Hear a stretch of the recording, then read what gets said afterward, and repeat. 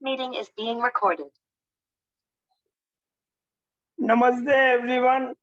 Welcome to Healing MND India meeting.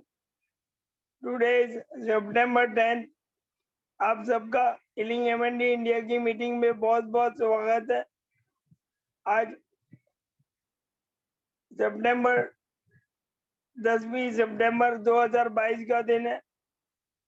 आज meeting का topic है how to heal your mind and your body and your soul. Heal your body with your mind power. और इसके बारे में आगे हमको हमारे गाइडेंस के लिए दीप्ति दहिया मैम हमारे साथ जुड़ेंगे। इनफैक्ट हमारे साथ जुड़े हुए दीप्ति दहिया जी का बहुत बहुत धन्यवाद। हमारे लिए टाइम निकाला उन्होंने। Thank you Deepti ma'am. मैंने आपको को होस्ट बना दिया है मैम, आप अनम्यूट कर सकते हो। इसके पहले मैं एक ये YouTube चैनल का डिस्क्लेमर वो बता देता हूँ।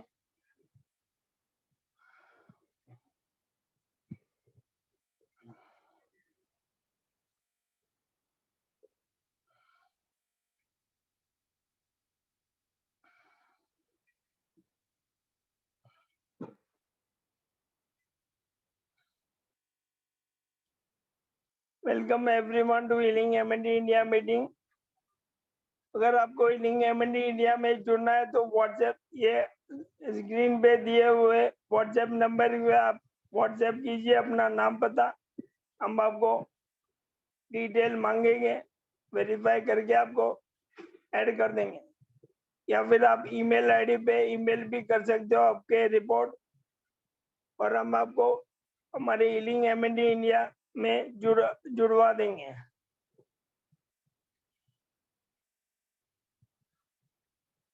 आप सबको बताना चाहता हूँ हीलिंग एमएनडी इंडिया अभी बहुत सारा काम कर रही है। अभी हमने सीटेक टीम बनाई हुए हैं, core team and advisory committee, उसका नाम है सीटेक टीम। हमारी टीम में बहुत पहुंचे हुए लोग जुड़े हुए हैं जो हमारे साथ हमारे ये एमएनडी और न्यूरोलॉजिकल बीमारियों पे ज्यादा से ज्यादा रिसर्च कर रहे हैं। हमारे साथ जुड़ने के लिए न्यूरो साइंटिस्ट जुड़े हुए हैं ऑल ओवर द वर्ल्ड से कम 10 डॉक्टर जुड़े हुए हैं। हमारे साथ डाइटिशियन एंड न्यूट्रिशनिस्ट है, हमारे साथ योग गुरु हैं, हमारे साथ एलोपैथिक डॉक्टर है, होम्योपैथिक डॉक्टर है, एक्यूपंचरिस्ट है, एक्यूप्रेशर वाले डॉक्टर है, हमारे साथ जुड़े हुए साइकेट्रिस्ट, स्पीच थेरेपिस्ट, फिजियोथेरेपिस्ट और आगे और भी डॉक्टर जुड़ेंगे। इसके अलावा हम आप सबके सुविधा के लिए कंपनी और बहुत सारी कंपनियों से टाइप कर रहे हैं जो हमें हमारे रिक्वायरमेंट के हिसाब से जो सप्लीमेंट लेना है, जो इक्विपमेंट लेना है, उसमें बहुत सारा हेवी डिस्काउंट दे सकते हैं। और इसके अलावा हम गवर्नमेंट ऑफ इंडिया से भी जुड़े हुए हैं। हम हीलिंग एमएनडी इंडिया से हम एडवोकेसी कर रहे हैं कि हमारी गवर्नमेंट हमको रेयर डिजीज में हमारा नाम ऐड कर दे, एमएनडी और एएलएस, और हमको आगे आने वाले जो भी बेनिफिट है हम सभी को मिल सके। इसके अलावा हम यूडीआईडी कार्ड के लिए मैं सबको सलाह देता हूँ। मैंने अपना यूडीआईडी कार्ड निकलवाया है। आपको भी इसमें कुछ डिटेल चाहिए होगा तो मैं मुझसे आप पर्सनल पूछना, मैं आपको गाइड कर दूंगा। आपका बहुत बहुत धन्यवाद आज जुड़ने के लिए। और आज हम बहुत बढ़िया सेशन करने वाले हैं। आपसे अनुरोध है आगे सेशन के आखिर तक हमसे जुड़े रहिए। इसके बाद आपके कोई सवाल जवाब होंगे तो हम चैट में आप लिख सकते हो, या फिर आपको आखिर में आपको अनम्यूट का ऑप्शन देंगे। Thank you. ये YouTube चैनल पे वीडियो लॉगिन होने वाला है, इसके लिए आप disclaimer, please go through the disclaimer, never disregard any professional medical advice or delay seeking medical treatment because of something you have read on or accessed through this website presentation, YouTube channel, videos, comments, participant, presenters. Thank you. अस्वीकरण, ये हिंदी में disclaimer है, please आप इसको pause करके पूरा पढ़ लीजिए।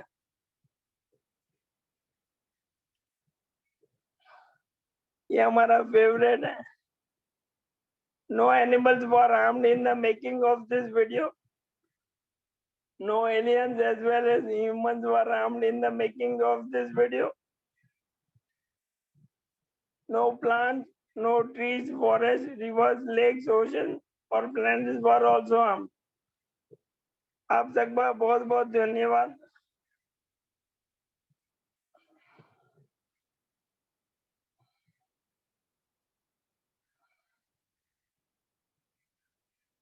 अब मैं अनुरोध करूंगा दीप्ति मैम को, ma'am the stage is always yours, आप अनम्यूट कर।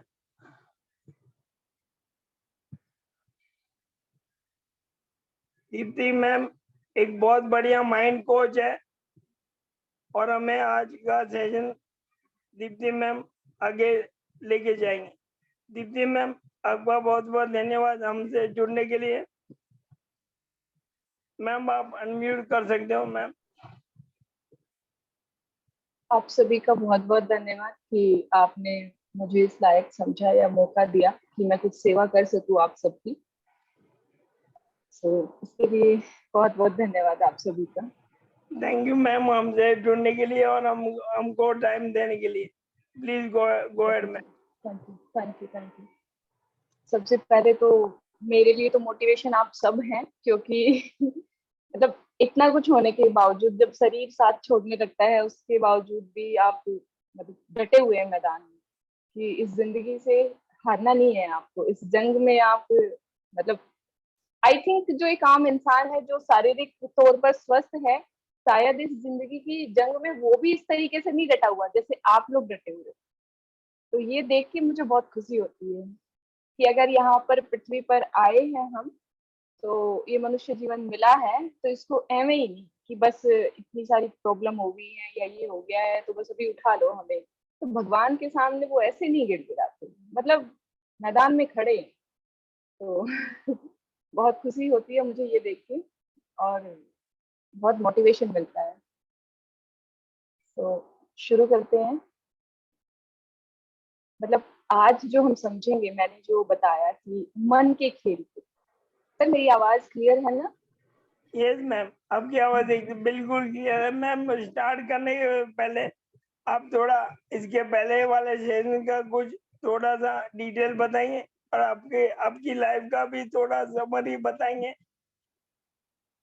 देखो सर, लाइफ में ना अगर आप देखोगे, चारों तरफ नजर घुमा के देखोगे तो हर किसी की लाइफ में कुछ ना कुछ अप एंड डाउन, हर किसी की अपनी एक यूनिक स्टोरी होती है जब हम देखते हैं। अगर आप अपने चारों तरफ भी देखेंगे, अगर किसी को शारीरिक प्रॉब्लम नहीं है, अगर वो शारीरिक तौर पे स्वस्थ है, तो वो वैसे फाइनेंशियली या फिर रिश्तों में, मतलब हर किसी की अपनी एक स्टोरी है। कुछ लोग होते हैं जो आगे बढ़ के बता देते हैं अपनी स्टोरी को और कुछ लोग बता नहीं पाते हैं। तो यूनिक तो सब है। हाँ, थोड़ा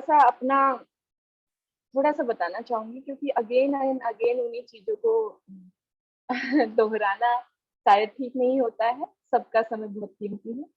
तो मैं एक मेंटल केस रह चुकी कई सालों तक।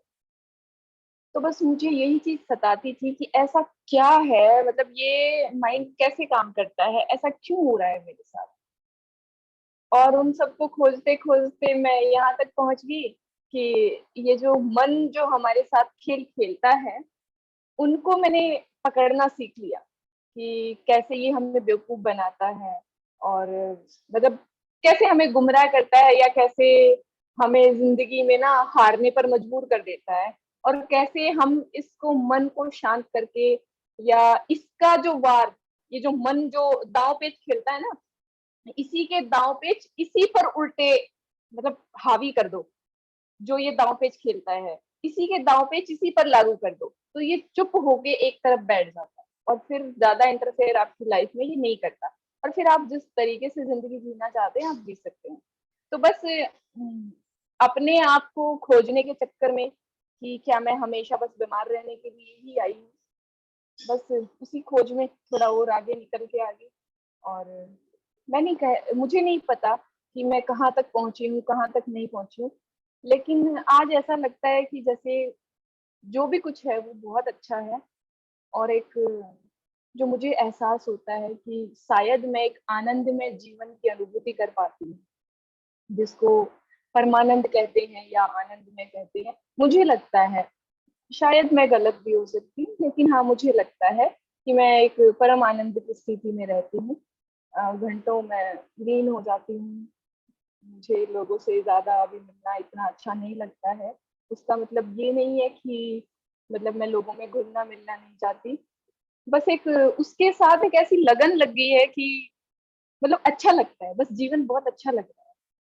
अब मेरे पास पहले जो मैंने सेशन लिया था ना, तब मेरे पास शायद बोलने को बहुत कुछ होता था, मैं बहुत बोलती थी, लेकिन अब मेरा बोलना भी उस ऊपर वाले ने थोड़ा शांत कर दिया है मुझे, बहुत हद तक शांत कर दिया है।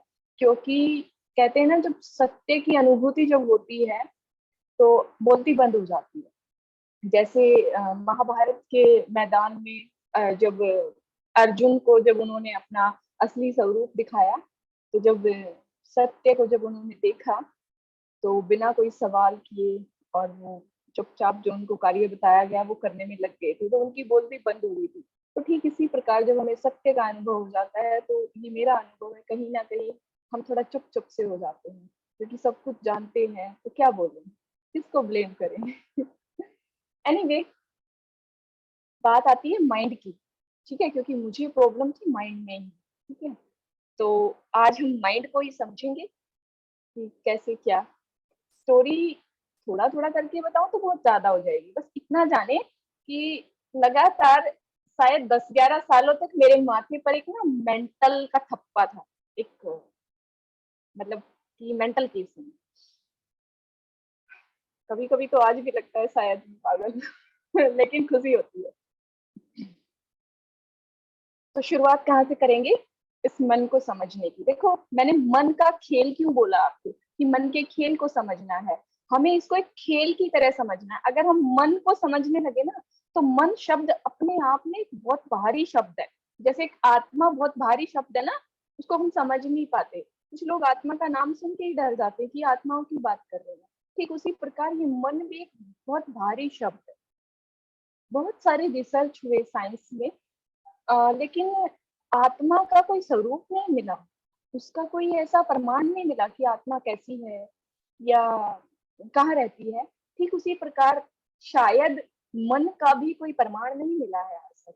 हाँ, ब्रेन का है, दिमाग का है, कि दिमाग है हम सबके पास और वो कैसे काम करता है, लेकिन मन, मन का आई थिंक जैसे एक आत्मा का जो रहस्य है, ऐसे ही मन का एक रहस्य है। तो मेरे अनुभव के आधार पर ही मैं चीजें शेयर कर सकती हूँ, क्योंकि शायद ये चीजें मुझे भी कहीं नहीं मिली थी, मैं भी ढूंढ रही थी।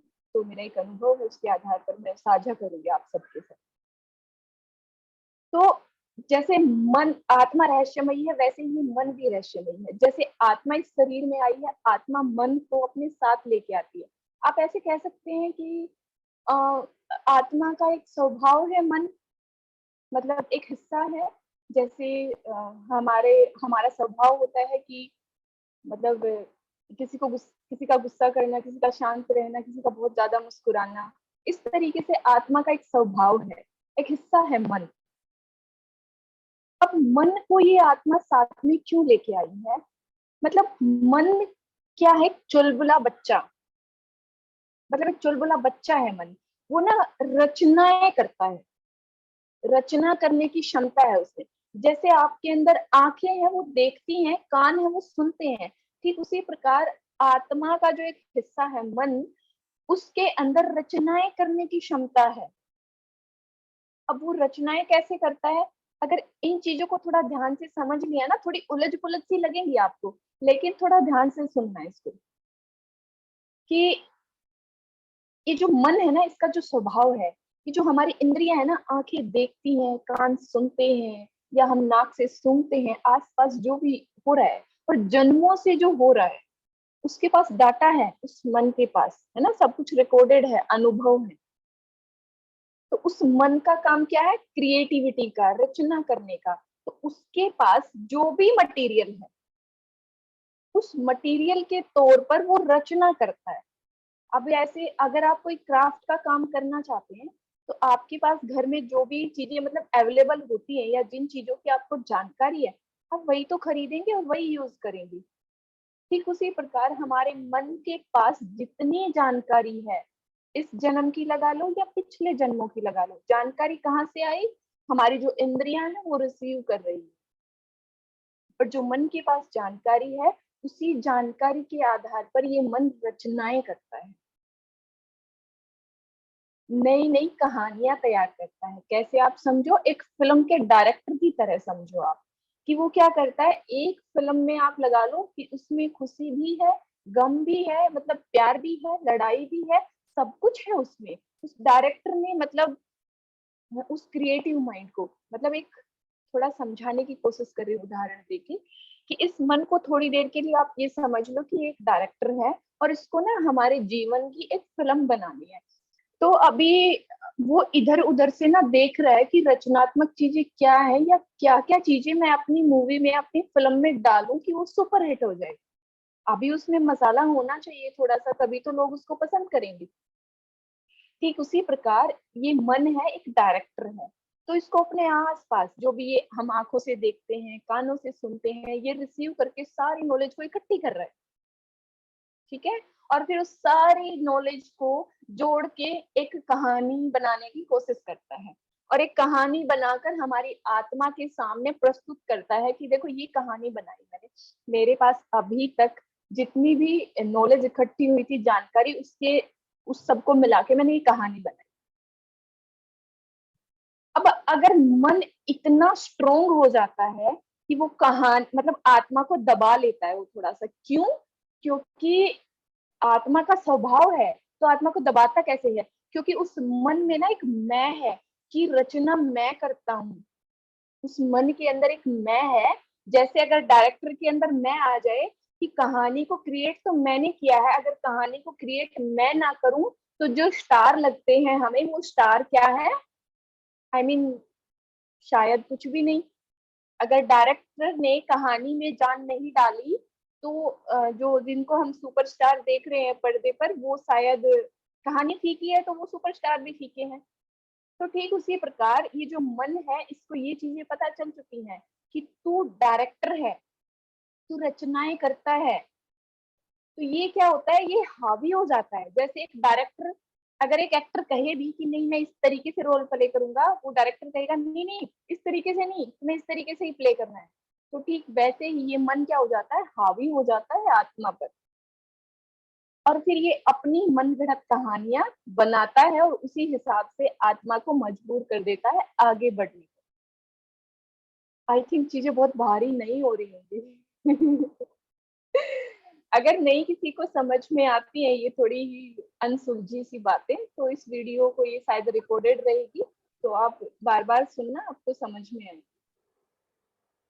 तो अगर ये मन ज्यादा हावी हो जाता है आत्मा पर, तो ये अपने हिसाब से चलाता है। तो जीवन में कभी बहुत ज्यादा दुख का अनुभव होता है, कभी बहुत ज्यादा सुख का अनुभव होता है ना? लेकिन अगर आत्मा अपने आप को स्ट्रोंग रखती है, कहती है कि तू मेरा ही हिस्सा है।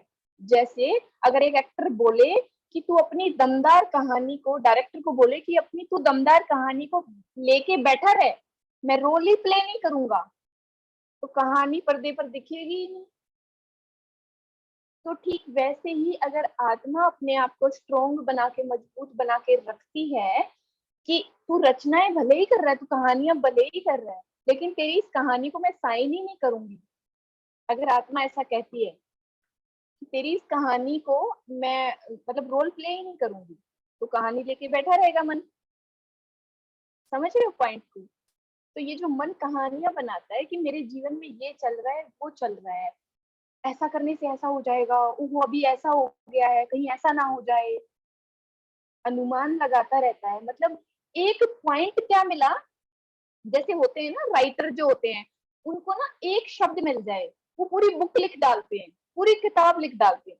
ठीक वैसे ही ये जो मन है, इसको एक जानकारी मिल जाए, चारों तरफ से जितनी भी पहले इसके पास इंफॉर्मेशन होगी, अगर नहीं होगी तो सर्च करेगा इधर उधर से, और उसकी एक पूरी कहानी बना डालेगा।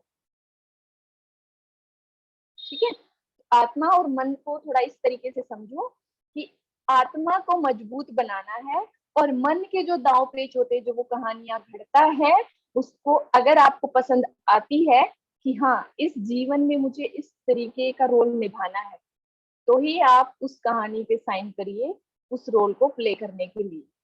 अदरवाइज मन को साफ बोल दीजिए भाई ये कहानी मेरे जीवन के लिए शायद मुझे अच्छी नहीं लगी, मुझे इस जीवन में इस तरीके का जीवन अपना नहीं बनाना, अपनी ऐसी कहानी नहीं बनानी, ऐसा रोल प्ले नहीं करना है, तो कृपया करके तो इस कहानी को रख, तो कोई दूसरी कहानी तैयार कर, अगर हो सकता है तो। आशा करती हूँ समझा पा रही हूँ। बहुत किसी को बहुत अच्छी तरह मैम, बहुत अच्छी तरह, थैंक यू। Thank you. तो ये है मन, ठीक है, मन आया समझ में। ये खेल खेलता है, एक शब्द मिल जाए पूरी कहानी तैयार कर देता है और हमारे सामने पेश कर देगा। अभी उदाहरण देती हूँ कैसे। अगर हमें मतलब कोई बीमारी हुई है, यहाँ डिजीज है तो हम बीमारियों का ही उदाहरण देते हैं। अगर हमें कोई बीमारी हुई है, छोटी मोटी भी बीमारी हुई है, तो उस बीमारी से हमारी कैसी कहानी तैयार होगी, ये मन जुट जाता है, ये मन जुट जाता है। उस बीमारी का एक शब्द मिला तो ये कुछ इंफॉर्मेशन इसके पास होती है, अगर नहीं होती है तो ये इधर उधर से कलेक्ट करके और एक कहानी तैयार कर देता है, और हमें विश्वास दिलाने में लग जाता है कि इस जीवन में आपको ये डिजीज हो चुकी है, तो आपकी एक ऐसी जर्नी रहेगी, आप एक ऐसा रोल प्ले करेंगे लाइफ टाइम के लिए। अब वो डिपेंड किस पर करता है कि इसको स्वीकार करे या ना करे, हमारी आत्मा पर। तो अगर कोई डिजीज हो भी गई है किसी भी कारणवश, तो वो जो मन आपको कहानियां बना बना के सपनों में, दिन में, हकीकतों में जो दिखाने की कोशिश कर रहा है, उन कहानियों को बोलो, उस मन को बोलो ये कहानियां मेरे इस जीवन की नहीं है। हाँ मानता हूँ कुछ हिस्सा जरूर हो सकता है तेरी इस कहानी में से, लेकिन पूरी नहीं है। अपनी कहानी मैं बताता हूँ तुम्हें, उसमें अगर कुछ ऐड ऑन कर सकते हो तो करो। ये ऐसी बातें किसके साथ करनी है, जब वो चुलबुले बुलबुलों की तरह विचार उठते हैं ना अपने ही मन में, उनसे करनी है ये बातें, मतलब अपने आप से। तो इस तरीके से उनको इग्नोर करना है कि मतलब अगर आत्मा ने उसका साथ दे दिया तो वो एग्जैक्ट वैसी ही कहानी बना देगा, जीवन को उसी मतलब एक रास्ते पर आगे चलने के लिए मजबूर कर देगा। ऐसे ही बहुत सारी, जैसे कि इस बीमारी में ये होता है, इसके ये सिम्टम होते हैं, शरीर काम नहीं करता है, ये नहीं होता है, वो नहीं होता है, ये जो चुलबुले पॉइंट हैं ये उस मन के हैं। अभी आप सबने देखा होगा अभी तक के जीवन में हर किसी का अपना एक अलग अनुभव है, हर किसी को अलग तरीके से दर्द होता है। भले ही कुछ ऐसे हैं फॉर्मूले या कुछ ऐसी चीजें हैं जिनसे पता चला हो कि कुछ लोग एक जैसा महसूस करते हैं, लेकिन मेरा जो अनुभव है कि जैसे किसी किसी को चोट लगती है तो कोई तो बहुत जोर से चीखेगा या उस चोट को लेके ही बैठा रहेगा, और कोई उसको इग्नोर कर देता है। तो यहाँ पर अगर देखा जाए तो हर कोई इंसान उस चोट पे अलग अलग तरीके से रिएक्ट करता है। तो ये जो चारों तरफ जानकारी होती है किसी एक बीमारी को लेकर, वो सारी चीजें अगर किसी और के साथ हुई है तभी वो चीजें लिखी गई हैं कि हाँ ऐसा संभव हो सकता है, लेकिन जरूरी तो नहीं कि वैसा हमारे साथ भी हो। एक साधारण सी बीमारी का अगर साधारण छोड़ो, आप जो आप लोगों को प्रॉब्लम है यहाँ MND, माइंड न्यूरो डिजीज की, हम उसी की बात करेंगे कि अगर किसी इंसान को मतलब ऐसी प्रॉब्लम हुई है कि वो 2 साल से ज्यादा जीवित नहीं रह पाया, या उसका पूरा शरीर काम करना छोड़ गया, या सेंसेस बिल्कुल साथ नहीं दे रही हैं, तो किसी दूसरे इंसान को अगर वही डिजीज हुई है, तो जरूरी तो नहीं जो सिम्टम उस इंसान को, तो वही सारे सिम्टम उसमें भी आए। जरूरी नहीं है कि ऐसा होगा, लेकिन वो जरूरी कब हो जाता है, वो कब आती है, जब वो मन इंफॉर्मेशन ले लेके आता है, इस बीमारी में तो ऐसा भी होता है, ऐसा भी होता है, ऐसा भी होता है, और वो आत्मा को यकीन दिला देता है कि तू मान या ना मान, मेरी जानकारी के आधार पर तो ऐसा ही होता है। तो ये है मन। तो आप बताइए, ये खेल खेलता है या नहीं खेलता है? बहुत बड़ा खेल खेलता है, बहुत बड़ा। खेलता तो है ना? मैम एक एग्जांपल दूं मैं, हम्म। MND के बारे में गूगल पे बहुत ज्यादा लिखा हुआ है। अगर बिल्कुल। आपने गूगल पे विश्वास किया तो हम्म। आपका मन और आपकी आत्मा निराश हो जाएगी। और हाँ। आपको ये बताने में मैं बहुत खुशी महसूस कर रहा हूँ कि हमारे भारत में 4 ऐसे केस है जो रिवर्सल चालू हो चुके हैं। हम्म। और भले एलोपैथी वाले नहीं मानते हैं, लेकिन हम्म। हम उनको मानते हैं कि उन्होंने उनको MND हुआ था, हम्म। उन्होंने बहुत मेहनत की और बहुत कोशिश की और अपना रिवर्सल चालू किया, अभी वो अच्छी जिंदगी जी रहे हैं। ये आपने बिल्कुल। बताया वही एग्जाम्पल है ma'am, thank you hmm. Very much. तो अगर किसी को कोई डिजीज हो जाती, जैसे मुझे देखकर भी बहुत सारे लोग ये कहते हैं, नहीं हमें नहीं लगता आपको कोई ऐसा, मतलब ऐसी कोई प्रॉब्लम हुई होगी, लेकिन मतलब जिसको लगती है वही जानता है, जिसके साथ बीतती है वही जानता है ना? तो ये जो एक चीज और बताना चाहूंगी यहाँ पे, मुझे लगता था या मैंने भी पढ़ा था, ये लगा लो कि ज्ञान बांटने से बढ़ता है, लेकिन शायद उसने मेरी आंखें खोली कि ज्ञान बांटने से बढ़ता नहीं है मूर्ख। कई बार भ्रम भ्रांतियां भी मस्तिष्क में बैठ जाती हैं उस ज्ञान से। मेरा अनुभव रहा है जीवन का, अगर उस अनुभव के आधार पर मैं जानकारी किताबों में छाप दूं, या मैं गूगल पे लिख दूं, या वीडियो के माध्यम से डाल दूं कि ये बीमारी होने के बाद मेरे साथ ऐसा ऐसा हुआ, थोड़े बहुत भी सिम्टम अगर किसी इंसान के अंदर वैसे हैं, उसका माइंड तुरंत एक स्टोरी तैयार कर देगा कि देखो उसको भी ऐसा हुआ था, और उसको कुछ टाइम में ही वैसी वैसी चीजें महसूस होनी शुरू हो जाए। क्यों? क्योंकि एक लाइव एग्जाम्पल देख लिया हमने। ठीक है? क्योंकि हमारी एक प्रवृत्ति है कि हम ना आंखों देखे पर और कानों से सुना या आंखों से पढ़ा उस पर हम विश्वास करते हैं बहुत जल्दी। जैसे कहते हैं, वो श्री कृष्ण जी कहते हैं कि चमत्कार जब तक नहीं दिखाया या असली स्वरूप जब तक नहीं दिखाया अर्जुन को मैंने, तो उसको भी यकीन नहीं हुआ था। जो भी वो धर्म का पाठ उनको पढ़ा रहे थे, जब तक उन्होंने अपना असली स्वरूप उनको नहीं दिखाया, उनको भी विश्वास नहीं हुआ था कि ये भगवान है। तो वो कहते हैं कि यहाँ पर अगर साक्षात तुम्हारे सामने प्रकट हो भी जाता है, या स्वप्न के माध्यम से कुछ तुम्हें एहसास होता भी है, तो तुम विश्वास ही नहीं करते हो उस पे, क्योंकि तुम्हें तो कहते हैं ना, आंखों देखा सच, वो आंखों देखा भी सच नहीं होता कई बार। इसीलिए मैं कहती हूँ, मेरा मानना है, मेरा अपना अनुभव है, आत्म अध्ययन बहुत जरूरी है। खुद का अध्ययन करना, आप क्या हैं, ना कि चारों तरफ क्या जानकारी है, ना कि दूसरों के क्या अनुभव है, आपके जीवन में आपके क्या अनुभव है, आपका मन आपको किस तरीके से गुमराह करता है, वो पहचानने की कोशिश कीजिए। तो अब बात करते हैं, मन थोड़ा आया समझ में, ऐसे बहुत गहराई में पता नहीं कहाँ पहुंच जाऊंगी मैं, पॉइंट टू पॉइंट थोड़ी बात करेंगे। ठीक है? तो मन आया थोड़ा समझ में कि कैसे खेल खेलता है, और आज से आशा करती हूँ आप सब अपने आप पर ज्यादा फोकस करेंगे, अपने आप को पढ़ने में कि मैं क्या हूँ, मेरा जीवन क्या है, मेरे क्या अनुभव है, और मेरा मन मेरे साथ कैसे खेल खेल रहा है, और कैसे मैं उस जो मन के जो दाव पेच है या उसका जो खेल है, उसी पर उल्टा हावी कर सकता हूँ या उसको मैं दबा सकता हूँ। कहें तो कि मैं अपने मन का कैसे बॉस बन सकता हूँ। ठीक है, आशा करती हूँ आज से आप शुरू करेंगे इस काम को, ना कि दूसरों को ज्यादा फॉलो करें।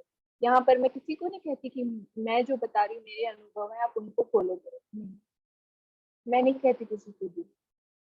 तो दूसरी बात है, अभी मन के जो पैटर्न बने हुए हैं उनको कैसे तोड़ना है हमें, कैसे मतलब इस मन को ना कमजोर बनाना है। एक पैटर्न बना हुआ है तो वो ना कुछ समय के बाद थोड़ा मजबूत हो जाता है। जैसे कहते हैं ना हमारी आदत बन जाती है, जैसे अगर हम राइट हैंड से लिखना शुरू करें तो वो हमारी आदत बन जाती है, तो हम उसी से लिखेंगे, हमेशा पेन उसी से बनाएंगे। अब अगर मन के पैटर्न को तोड़ना या मन को हराना है, ये मेरा अपना अनुभव है, अगर मन को हराना है तो जो पैटर्न बने हुए हैं उनको थोड़ा हमें तोड़ना पड़ेगा, ताकि वो मन विचलित हो जाए, ये क्या हो रहा है और क्यों हो रहा है। वो थोड़ा सोचने पर मजबूर हो जाए कि क्या हो रहा है, ये क्यों हो रहा है, क्योंकि हमें मन के खेल को, खेल मन का है, उसके खेल में हमें उसी को हराना है। हमें मतलब किसको, आत्मा। यहाँ पर हमें किससे रिलेट करोगे, आत्मा।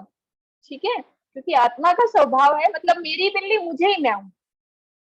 आत्मा का स्वभाव है वो मन, लेकिन वो आत्मा पर ही हावी हो चुका है। तो उस मन के पैटर्न को तोड़ना है। एक तो जो आदतें हमारी बन चुकी हैं, आसानी से हम उनको फॉलो करते चले जाते हैं, लेकिन अगर हम कुछ नया करते हैं, कुछ अटपटा, कुछ ऐसा उलझन वाला, तो ये मन सोचने पे मजबूर हो जाता है, क्योंकि उससे रिलेटेड शायद उस मन के पास इंस्टेंट इतनी कोई जानकारी नहीं होती है।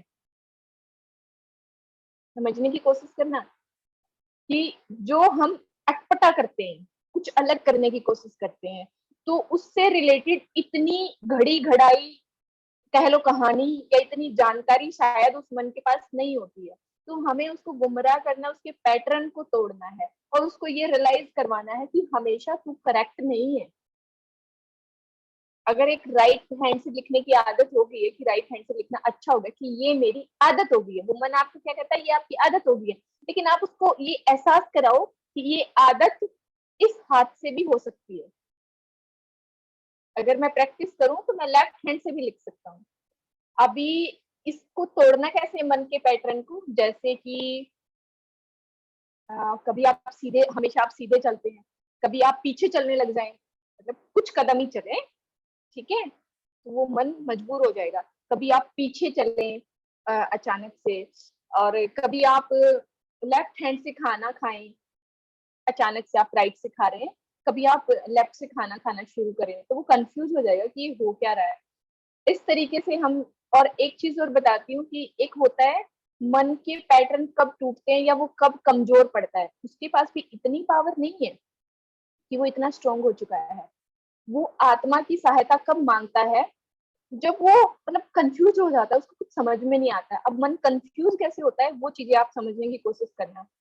एक तो जब ये होता है ना कि कोई ऐसी सिचुएशन आती है हमारे जीवन में कि जैसे अगर मुझे मुझे कोई प्रॉब्लम है, मुझे सांस लेने में तकलीफ हो रही है, मान के चलो, या मैं बहुत ज्यादा तेज भाग रही हूँ या मैं हाँफ रही हूँ, है ना, तो उस समय एक अजीब सी बेचैनी होती है अंदर कि क्या हो रहा है। उस समय वो आत्मा से पावर मांगता है कि अभी मैं सिचुएशन को हैंडल नहीं कर पा रहा हूँ, कुछ ऐसा अपने साथ। जो लोग भाग नहीं सकते उनके लिए जैसे मैं बताऊं कि जैसे ये कहते हैं ना कि माइंड तेज होता है, अनसुलझी जो पहेलियां होती है उनको सुलझाने के लिए, तो वो इसीलिए तेज होता है कि उस समय पे जब उसको चीजें समझ में नहीं आती ना, तो वो आत्मा से मदद मांगता है, क्योंकि आत्मा पावरफुल है, ठीक है, तो वो उससे मदद मांगता है। एक होता है कि जैसे हमारी सांस नॉर्मल चल रही है, सबसे आसान तरीका बताऊं कि हमारी सांस नॉर्मल तरीके से चल रही है, आप सांसों को थोड़ा तेज चलाइए, मतलब ज्यादा नहीं। अगर आपको ये लगे कि बस अभी नहीं हो रहा है तो आप प्लीज स्टॉप कर देना। लेकिन जब हम सांसों को थोड़ा तेज चलाते हैं ना, धड़कन तेज हो जाती है या सांसें तेज चलती हैं, एक अजीब सी बेचैनी होती है, उस समय वो मदद मांगता है। या जैसे कभी किसी का बहुत बड़े अगर हादसे की बात बताऊं, अगर किसी के साथ कोई हादसा होता है, तब उस समय ये मदद मांगता है। यहाँ पर हम इसको ऐसे समझ सकते हैं, जैसे कहते हैं ना कि कॉन्शियस माइंड और अनकॉन्शियस माइंड की दो माइंड है ना, दो माइंड है। तो एक माइंड जो है वो 10% है, तो जो मन है ना हमारा वो सिर्फ 10% है, 90% आत्मा का काम है। ठीक है, तो या मन आत्मा ले लो या कॉन्शियस माइंड और अनकॉन्शियस माइंड ले लो। ठीक है, जो अनकॉन्शियस माइंड है उसको आप आत्मा ले लो। ठीक है, कॉन्शियस माइंड जो हमेशा चिंतन करता रहता है, सोचता रहता है, चिंतन करता रहता है, चेतन मन हमारा।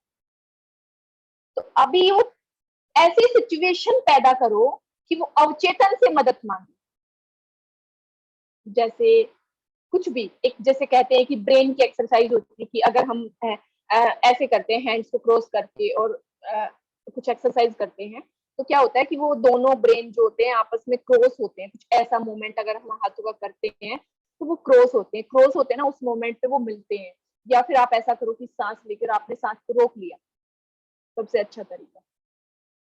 सांस को आपने कुछ पल के लिए रोक के रखा तो आपको बड़ी बेचैनी सी होगी, ज्यादा घबराहट हो तो प्रॉब्लम हो तो आप रिलीज कर देना, है ना। ठीक है, लेकिन अगर आपने सांस को रोक के रखा तो उस समय ना आपको एक बेचैनी हो जाएगी, लाइक ऐसा कि वो जो चेतन मन है ना वो छटपटाएगा कि अब क्या किया जाए। ये अनुभव मुझे कब हुआ, जैसे मुझे कुछ ऐसा हुआ था कि हार्ट ब्लॉकेज कह सकते हैं, कुछ ऐसा नवंबर में एक ऐसा एक्सपीरियंस मेरी लाइफ में हुआ। तो उस समय कुछ अनुभव मुझे हुए, तो उस समय वो आत्मा जो है ना पावरफुल, वो आके सारी सिचुएशन को हैंडल कर लेती है। ये जो मन जो आपको ये कंफ्यूज हो जाता है, मेरे जीवन में ना कुछ चीजें ऐसी हैं, मुझे ना शब्द नहीं मिलते उनको समझाने के लिए। कई बार मेरे साथ ऐसा हो जाता है कि मुझे शब्द नहीं मिलते कि मैं कैसे समझाऊं उन चीजों को। तो मेन क्या है कि एक छोटा बच्चा है, जैसे समझो आपकी एक छोटा बच्चा है और एक बड़ा इंसान है पावरफुल। तो छोटा बच्चा भी बहुत टैलेंटेड है, वो करता है चीजों को, लेकिन जब कुछ ऐसी चीजें उसके सामने आ जाती है कि वो नहीं कर पाता है तो वो उस बड़े की मदद मांगता है। तो ठीक ऐसे ही जब चेतन मन, ये जो मन है, कुछ चीजों को हैंडल नहीं कर पाता है, उस समय पे ये उस अनकॉन्शियस माइंड की या आत्मा की मदद मांगता है। तो हमेशा जीवन में कुछ ऐसा करने की कोशिश करो कि ये कंफ्यूज हो, ये पजल हो जाए, और फिर ये उसकी मदद मांगे। मतलब ये आत्मा की मदद का धीरे धीरे हमें आदी बनाना है। इसको लगने लगे कि हाँ तेरे अकेले के बस की बात नहीं है, कुछ ऐसा। या कभी जैसे ज्यादा दर्द नहीं होता, अगर दांत से उंगली को जोर से काटा तो उसको लगेगा ये क्या हो रहा है और क्यों पागलपंती क्यों कर रहे हैं। तो उस समय ये आत्मा से मदद मांगता है कि ये हो क्या रहा है, ये तुम कर रही हो, आई मीन क्यों कर रही हो। तो ये जो कहते हैं ना कि एक कहावत जो किसी ने लिखी है, शायद इसका बहुत डेप्थ मीनिंग है कि पागल जो होते हैं वही इतिहास लिखते हैं, क्योंकि वो पागलपंती में जो जीते हैं ना, एक्चुअल में वो अनकॉन्शियस स्टेज पर जीते हैं, पता है। ये चीजें जो मुझे रियलाइज हुई कि वो अनकॉन्शियस स्टेज पे ज्यादा जीते हैं। और एक चीज और जो मेरे अनुभव के अनुसार जो सामने आई कि जिन जिन लोगों को लगता है ना डिप्रेशन, आधे से ज्यादा उनमें डिप्रेशन में नहीं होते, वो अनकॉन्शियस की स्टेज पर होते हैं। अभी कुछ जो पिछला महीना जो मेरा बीता वो ज्यादा से ज्यादा अनकॉन्शियस स्टेज पे बीता, जहाँ पे बहुत गहरा चिंतन चल रहा था, लेकिन आंखें थोड़ी धस गई थी, अभी भी लग रही होंगी, है ना। देखने में ऐसा कि एक डॉक्टर ने मुझे बोला कि आप डिप्रेशन में हैं। मैंने कहा नहीं। तो किसी गहरे चिंतन में, मैंने कहा आप ये मान सकते हैं। वो डिप्रेशन नहीं था, गहरा चिंतन था अनकॉन्शियस स्टेज पर, जहां पर लगातार नींद आई जा रही है। नींद क्यों आई जा रही है? क्योंकि इस सांसारिक चीजों में मैं ज्यादा बिजी ना रहूं। मैं बीमार नहीं थी, सबको लग रहा था मैं बीमार हूँ, मैं बीमार नहीं थी। मुझे पता था कि मैं कहाँ पहुंची हुई। तो सॉरी, गुमराह हो रहे हैं हम टॉपिक से। तो इस मन के साथ ना कुछ ऐसा करना है कि कंफ्यूज कर दें। जैसे कोई खिलाड़ी है, बॉल फेंकते हैं, कुछ तरीके होते हैं बॉल फेंकने के, कुछ अलग सा तरीका करके बॉल फेंक दे तो खिलाड़ी थोड़ा कंफ्यूज हो जाए। तो इस तरीके से इसको गुमराह करके इसके पैटर्न को तोड़ना है। जो भी आप दिन में कर रहे हैं उसके थोड़ा अपोजिट करना शुरू करना है। लेफ्ट हैंड से ब्रश करना शुरू कर दिया, लेफ्ट हैंड से खाना खाना शुरू कर दिया, कभी कभी चलते चलते उल्टे कदम चल लिए पीछे की तरफ। ये चीजें हमें लगता है कि ये पागलपंती है, बट ये पागलपंती नहीं है। आप करके देखना, आप और ज्यादा लाइफ में आपका फोकस बढ़ेगा, आप अवेयर रहेंगे। अच्छा, और एक सेकंड में, और मैंने क्या बताया था कि क्या बताऊंगी मैं आज, पूरा ना मन के ऊपर ही है कि मन को हमें कैसे समझना है। अच्छा, इससे ना हमें हीलिंग पावर कैसे एक्टिवेट करनी है, या इसका 100% यूज कैसे करना है। जैसे पावर 100% इसकी कैसे एक्टिवेट करनी है, 100% तो देखो ऐसे ही एक्टिवेट होगी, कुछ ऐसी एक्सरसाइजेस जो हम डेली रूटीन में, जो चीजें हम नहीं करते हैं उनके अपोजिट कुछ करना है। सॉरी, मतलब जो डेली रूटीन में हम कर रहे हैं उसके अपोजिट कुछ करना है, तो हमारा माइंड 100% एक्टिव होता है, फोकस ज्यादा इंक्रीज होता है। तो इस तरीके के कुछ अगर उदाहरण मैंने अभी दिए हैं, बाकी आपका जो लाइफस्टाइल है, आपका जो रूटीन है, जो चीजें आपको करनी ना मतलब अच्छी नहीं लगती, और समझाऊं, जैसे आपको लगता है कि वो चीजें आप कर ही नहीं पाएंगे, आप उन्हीं चीजों को ट्राई कीजिए करने के लिए, क्योंकि आप जब वो करेंगे ना, तो वो जो मन है ना वो थोड़ा विचलित हो जाएगा कि नहीं हो रहा, ये कैसे होगा। जब ऐसा कुछ हो जाता है ना, ऐसी सिचुएशन में नहीं हो रहा, ये कैसे होगा, तो उस समय पे वो उस अनकॉन्शियस माइंड की या उस आत्मा की मदद मांगता है कि करो इसको, कैसे भी सोल्व करो, लेकिन एक ठान लो कि इसको करना है। तो इस तरीके की सिचुएशन अपने साथ बनाओ, इसको कंफ्यूज कर दो उस मन को। अभी मैं यहाँ देखो, ये प्रोग्राम होता है, मुझे नहीं पता यहाँ मन है, पता है किसी को मन कहाँ है? किसी को पता है मन कहाँ रहता है? नहीं पता। लेकिन हम जो माइंड की, दिमाग तो चलो यहाँ है, लेकिन मन कहाँ है? लेकिन हमारा यही हाथ जाता है, तो नहीं पता हमें। तो इसके पैटर्न को तोड़ना है, इसकी 100% पावर अगर इंक्रीज करनी है, तो अनकॉन्शियस स्टेज पे हमें ज्यादा रहना होगा, ठीक है। और कुछ चीजें होती है जो हमें समझ में नहीं आती, तो उसकी हमें एक जिद लगानी होगी कि नहीं, इसको हमें गहराई से समझना है। या तो आप अपनी आत्मा से मदद मांगिए, आप किसी भी तरीके से मांग सकते हैं, वो आत्मा ही एक परमात्मा का रूप है। या तो आप आत्मा से कि नहीं, ये चीजें मुझे समझनी है कि ऐसा मेरे साथ जीवन में क्या हुआ है, क्यों हुआ है, या इसका सोल्यूशन क्या है। तो आप जब जिद लगा के बैठेंगे, तो जब मन के समझ में नहीं आती ना चीजें, तब वो हथियार छोड़ देता है कि अब तुम सीधे पहुंचो वहां भंडार गृह में, ठीक है। सो एक और था जो मुझे काफी टाइम पहले, जो एक मुझे ध्यान में कुछ एक्सपीरियंस हुआ था। ध्यान के माध्यम से, मुझे नहीं पता अभी देखो यहाँ पे कि मुझे कोई पावर समझाती है, या वो मेरी ही बातें हैं वही मुझे समझा रही है, या वो मेरी आत्मा है, या मेरी कल्पना है, मुझे नहीं पता। क्योंकि देखो, मैं किसी भी चीज को वेरीफाइड करके यहाँ पे नहीं कहना चाहती, क्योंकि वो मेरा अनुभव है। अगर मैंने कहा कि कोई पावर मेरे से कनेक्ट है, तो कुछ लोग चाहेंगे कि वही पावर मुझसे भी कनेक्ट हो, तो कैसे कनेक्ट होगी, तो वो विचलित हो जाएंगे, है ना। लेकिन उन्होंने जो मुझे समझाया था कि कॉन्शियस माइंड और अनकॉन्शियस माइंड क्या चीजें हैं। जैसे ये अनकॉन्शियस माइंड है ना, ये एक पूरा ब्रह्मांड है, और उस ब्रह्मांड में हर एक समस्या का सॉल्यूशन है। जैसे कहते हैं ना कि अगर आप अनकॉन्शियस माइंड की स्टेज पे पहुंच जाते हैं तो सब कुछ संभव है। वो संभव क्यों है? तो उन्होंने मुझे कैसे समझाया था कि एक बड़ा सा स्टोर है, लाइक आप ग्रोसरी का स्टोर लगा लो, कुछ भी लगा लो, वहां पे सब कुछ मिलता है, सब कुछ मतलब सब कुछ, वो एक पूरा ब्रह्मांड है। तो अभी चेतन मन में हम कुछ चीजें डाल भी रहे हैं। जैसे वो मुझे कब समझाया था उन्होंने, जब मैं ये क्वेश्चन पूछ रही थी लगातार कि कुछ लोग एफर्मेशन करते हैं, डेली मेडिटेशन करते हैं, लेकिन उसके बाद भी उनको रिजल्ट क्यों नहीं मिलता, वो अनकॉन्शियस स्टेज तक क्यों नहीं पहुंच पाते। तो उनका रिप्लाई ये था कि वो एक मतलब बड़ा एक पूरा ब्रह्मांड जितना लगा लो आप, एक वो भंडार है, और चेतन मन में आप लिस्ट बना रहे हैं, मतलब कुछ चीजों की आप लिस्ट बना रहे हैं, और वो लिस्ट बन के जब अवचेतन मन तक पहुंचेगी, मतलब चेतन मन उस सामान की लिस्ट बना के जो जीवन में हमें चाहिए, ये जो एफर्मेशन बोलते हैं ना, मतलब जो जीवन में हमें चाहिए उसकी लिस्ट बना के जब चेतन मन अवचेतन मन तक पहुंचता भी है, तो वहां पर ये चेक होगा उस भंडार गृह में, अगर आप जा रहे हैं तो आपके पास उतना कर्म फल है भी या नहीं है कि उस लिस्ट में लिखा हुआ सारा सामान आपको मिल जाए। तो ये कुछ लोग जो लॉ ऑफ अट्रैक्शन या जो एफर्मेशन को फॉलो करते हैं एक लंबे समय से, और उनकी जो चीजें पूरी नहीं हो पाती हैं, तो वो क्यों नहीं हो पाती हैं? वो इसीलिए नहीं हो पाती हैं कि उनके पास उतना कर्म फल नहीं होता है। साधारण से तरीके से आप समझो, आप कुछ चीजें लेके आना चाहते हो, आपने घर से लिस्ट बनाई है, आप दुकान पे पहुंचे, आपके पास उतने पैसे ही नहीं है। वहां पर अवेलेबल सब कुछ है, लेकिन आपके पास उतने पैसे नहीं है, तो आप क्या खरीद के ला पाएंगे? नहीं ला पाएंगे। तो ऐसे उन्होंने मुझे ये समझाया कि जो अनकॉन्शियस माइंड है, कि वहां पर संभव सब कुछ कब है? जब आप डिजर्व करते हैं,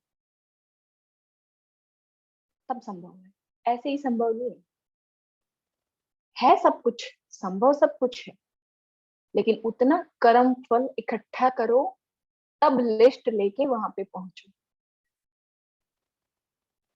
तब संभव है। तो ये है कॉन्शियस माइंड और अनकॉन्शियस माइंड। तो अनकॉन्शियस माइंड के पास पहुंचकर संभव सब कुछ है, वहां पर सब कुछ अवेलेबल है, जैसा जीवन आप चाहते हैं वैसा संभव है, लेकिन डिजर्वेबल बनाइए। अभी बात डिजर्वेबल कैसे बनाए? सबसे पहले तो एक चीज को एक्सेप्ट करना शुरू कर दीजिए कि हमारे जीवन में जो भी हो रहा है, अगर वो हमें पसंद नहीं आ रहा है, जो भी हो रहा है और वो हमें पसंद नहीं आ रहा है, इस तरीके का जीवन हमें नहीं चाहिए था, इसका मतलब हमें कोई पनिशमेंट मिल रही है। एम आई राइट? है ना? पनिशमेंट कब मिलती है? जब हम कुछ गलतियां करते हैं।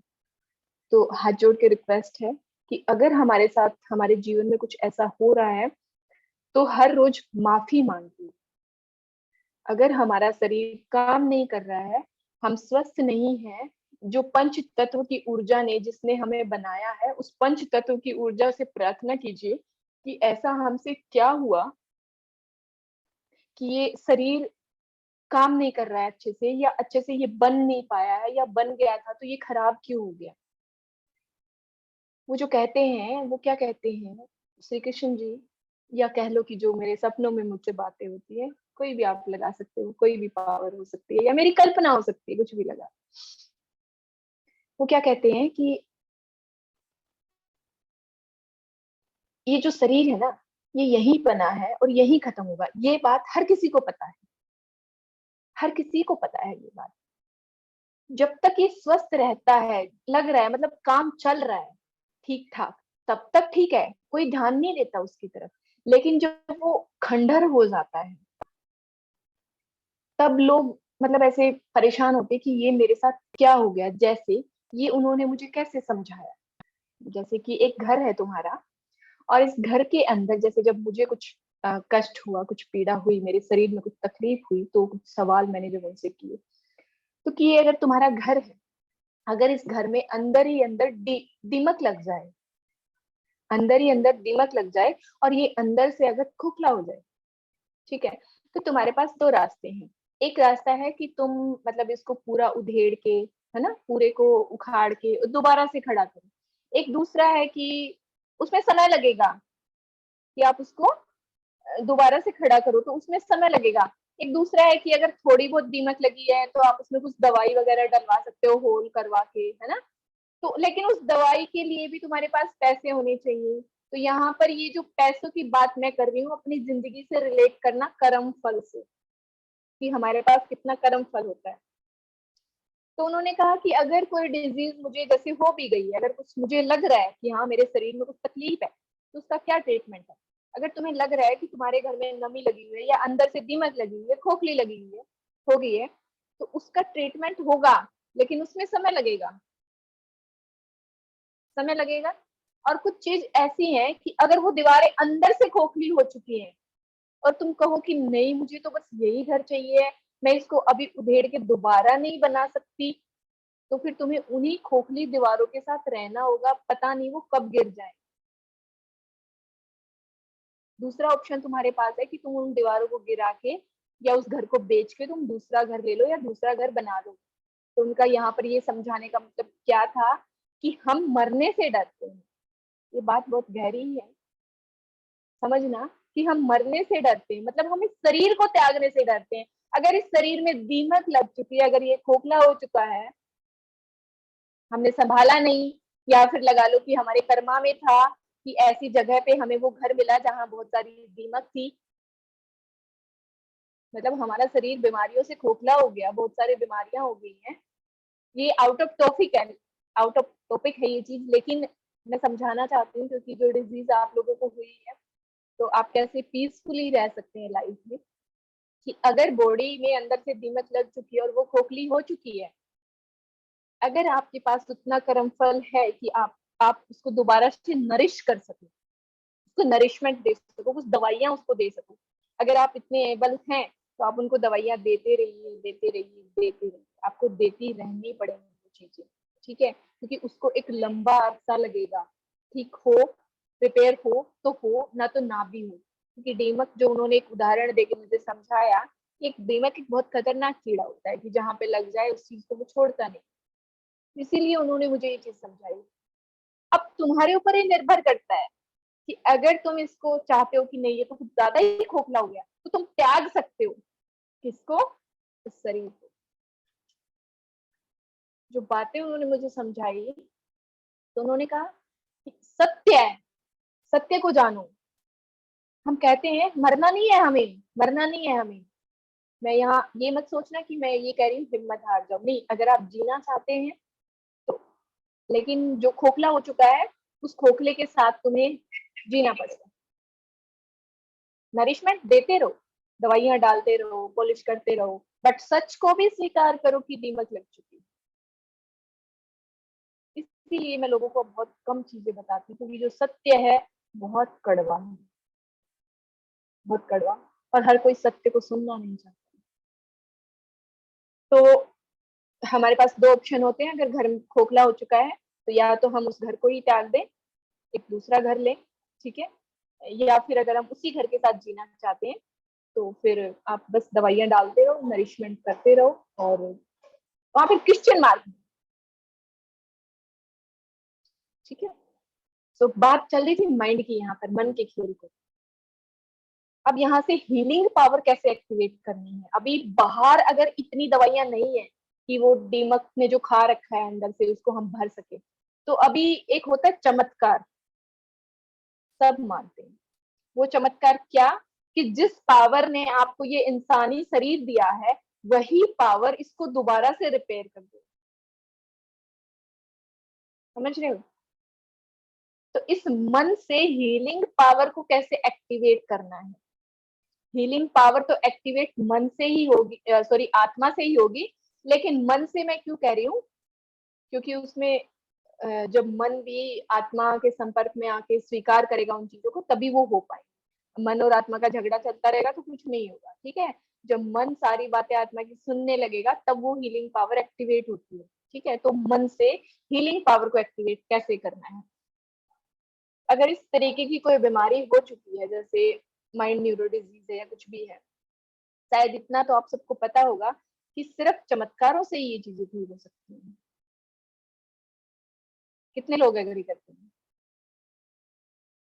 कि कुछ बीमारियां ऐसी हैं, अगर इंसानों के पास उसका ट्रीटमेंट नहीं है अभी तक, या कुछ ऐसा मतलब मेडिकली कुछ ऐसा ट्रीटमेंट अभी तक लोगों ने नहीं खोजा है, या किसी आत्मा को अभी तक समझ में नहीं आया है कि उसका कैसे इलाज किया जाए, तो उन चीजों का तो चमत्कार से इलाज हो सकता है ना। कि जिसने इस पृथ्वी पर हमें भेजा है, या जिस पंच तत्व ऊर्जा ने इस शरीर को बनाया है, अगर वो पंच तत्व ऊर्जा चाहे तो वो यूं चुटकियों में इस शरीर को नरिशमेंट दे सकती है, या अंदर से खोखला हो चुका है तो उनकी भरपाई कर सकती है। कौन सी ऊर्जा, पंच तत्व ऊर्जा। अभी आपको खाना अगर पकाना है तो आप उसको फ्रिज में रख के ठंडा नहीं करेंगे, आप उसको गैस जला के पकाएंगे। तो अगर हमारी बॉडी में खाना पच नहीं रहा है तो अग्नि है जो उसको पचाती है, मतलब पंच तत्व ऊर्जा है ना, आकाश, धरती, अग्नि, जल, वायु। तो अगर खाना नहीं पच रहा है तो हम जल देवता से प्रार्थना ज्यादा करेंगे, या वायु देवता से करेंगे, या अग्नि देव से करेंगे, क्योंकि खाना अग्नि, पकाने का काम हमारे शरीर में किसका है, अग्नि का, अग्नि, अग्नि। अग्नि का, ठीक है। तो ये शरीर जिसने बनाया है उससे हम प्रार्थना करें, पंच तत्व ऊर्जा से। उस मन को दिखाइए ये कि हम सांस ले रहे हैं, मन देखी हुई चीजों पर विश्वास करता है ना, तो उस मन को आप दिखाइए कि देखो शरीर श्वास ले रहा है, तो ये पावर है, वायु की ऊर्जा है, स्वीकार करते हो? डेफिनेटली वो स्वीकार करेगा कि हाँ, मानता हूँ इस चीज को मैं। तो ये पावरफुल है, तभी ये सारा शरीर चल रहा है। पानी है, ये भी पावरफुल है, वो स्वीकार करेगा कि हाँ, ये भी, इसके बिना भी मैं जीवित नहीं रह पाएंगे। जो धरती माँ से जो भी हमें मिल रहा है, फूड जो भी मिल रहा है, या हम इस पर रह रहे हैं, इसके बिना भी जीवन संभव नहीं है। तो ये जो पंच तत्व ऊर्जा, आकाश है जिसने हमें थामा हुआ है, अग्नि है जो भोजन को पका कर हमें देती है और अंदर भी पकाती है, पचाती है, आप ये कह लो। अंदर जो पकाती है उसको पकाती नहीं कह सकते हम, पचाती है। तो ये जो पंच तत्व ऊर्जा है, इस पंच तत्व ऊर्जा से प्रार्थना कीजिए। अगर ये आपसे प्रसन्न हुई तो चमत्कार होगा। आप सीधे शिव से प्रार्थना कर रहे हैं, या आप श्री कृष्ण से कर रहे हैं, या आप हनुमान जी से कर रहे हैं, आप जिसके भी भक्त हैं। लेकिन अगर आप, जैसे एक मैंने क्या कहा, एक क्या बोलते हैं, एक ब्रह्मांड है, पूरा एक भंडार घर है, तो वहां पे बहुत सारी चीजें मिलती हैं, अलग अलग दुकानें हैं उनकी। जैसे एक मॉल लगा लो, उसमें अलग अलग दुकानें हैं। अभी अलग अलग दुकानों के जो मालिक हैं वो आपस में एक दूसरे को जानते हैं सभी। अब आप उसके अंदर घुसोगे, एक जूतों की दुकान है, आप कहोगे कि मुझे मतलब कुछ खाने की चीज लेनी है, तो वो जानता होगा, वो आपको वहां तक पहुंचाएगा, ठीक है। या उसके पास समय होगा, वो तब पहुंचाएगा कि हाँ, पहुंचाएगा। लेकिन अगर आप सीधे उस खाने वाले स्टोर पर ही पहुंच जाए, तो आपको सामान जल्दी मिलेगा। डेफिनेटली जूतों वाला भी पहुंचा देगा आपको, लेकिन वहां पर जैसे कुछ अगर लिखा हुआ है कि खाने की दुकान कहाँ है, जूतों की कहाँ है, अगर आप वहां देख लेते हैं और सीधे खाने वाली पे आप टपकते हैं जाके, जगह जगह ना पूछकर। तो यहाँ पर मैं क्या कहना चाह रही हूँ कि जिस ऊर्जा ने आपका शरीर बनाया है, अगर आप सीधे उसी ऊर्जा से प्रार्थना करें,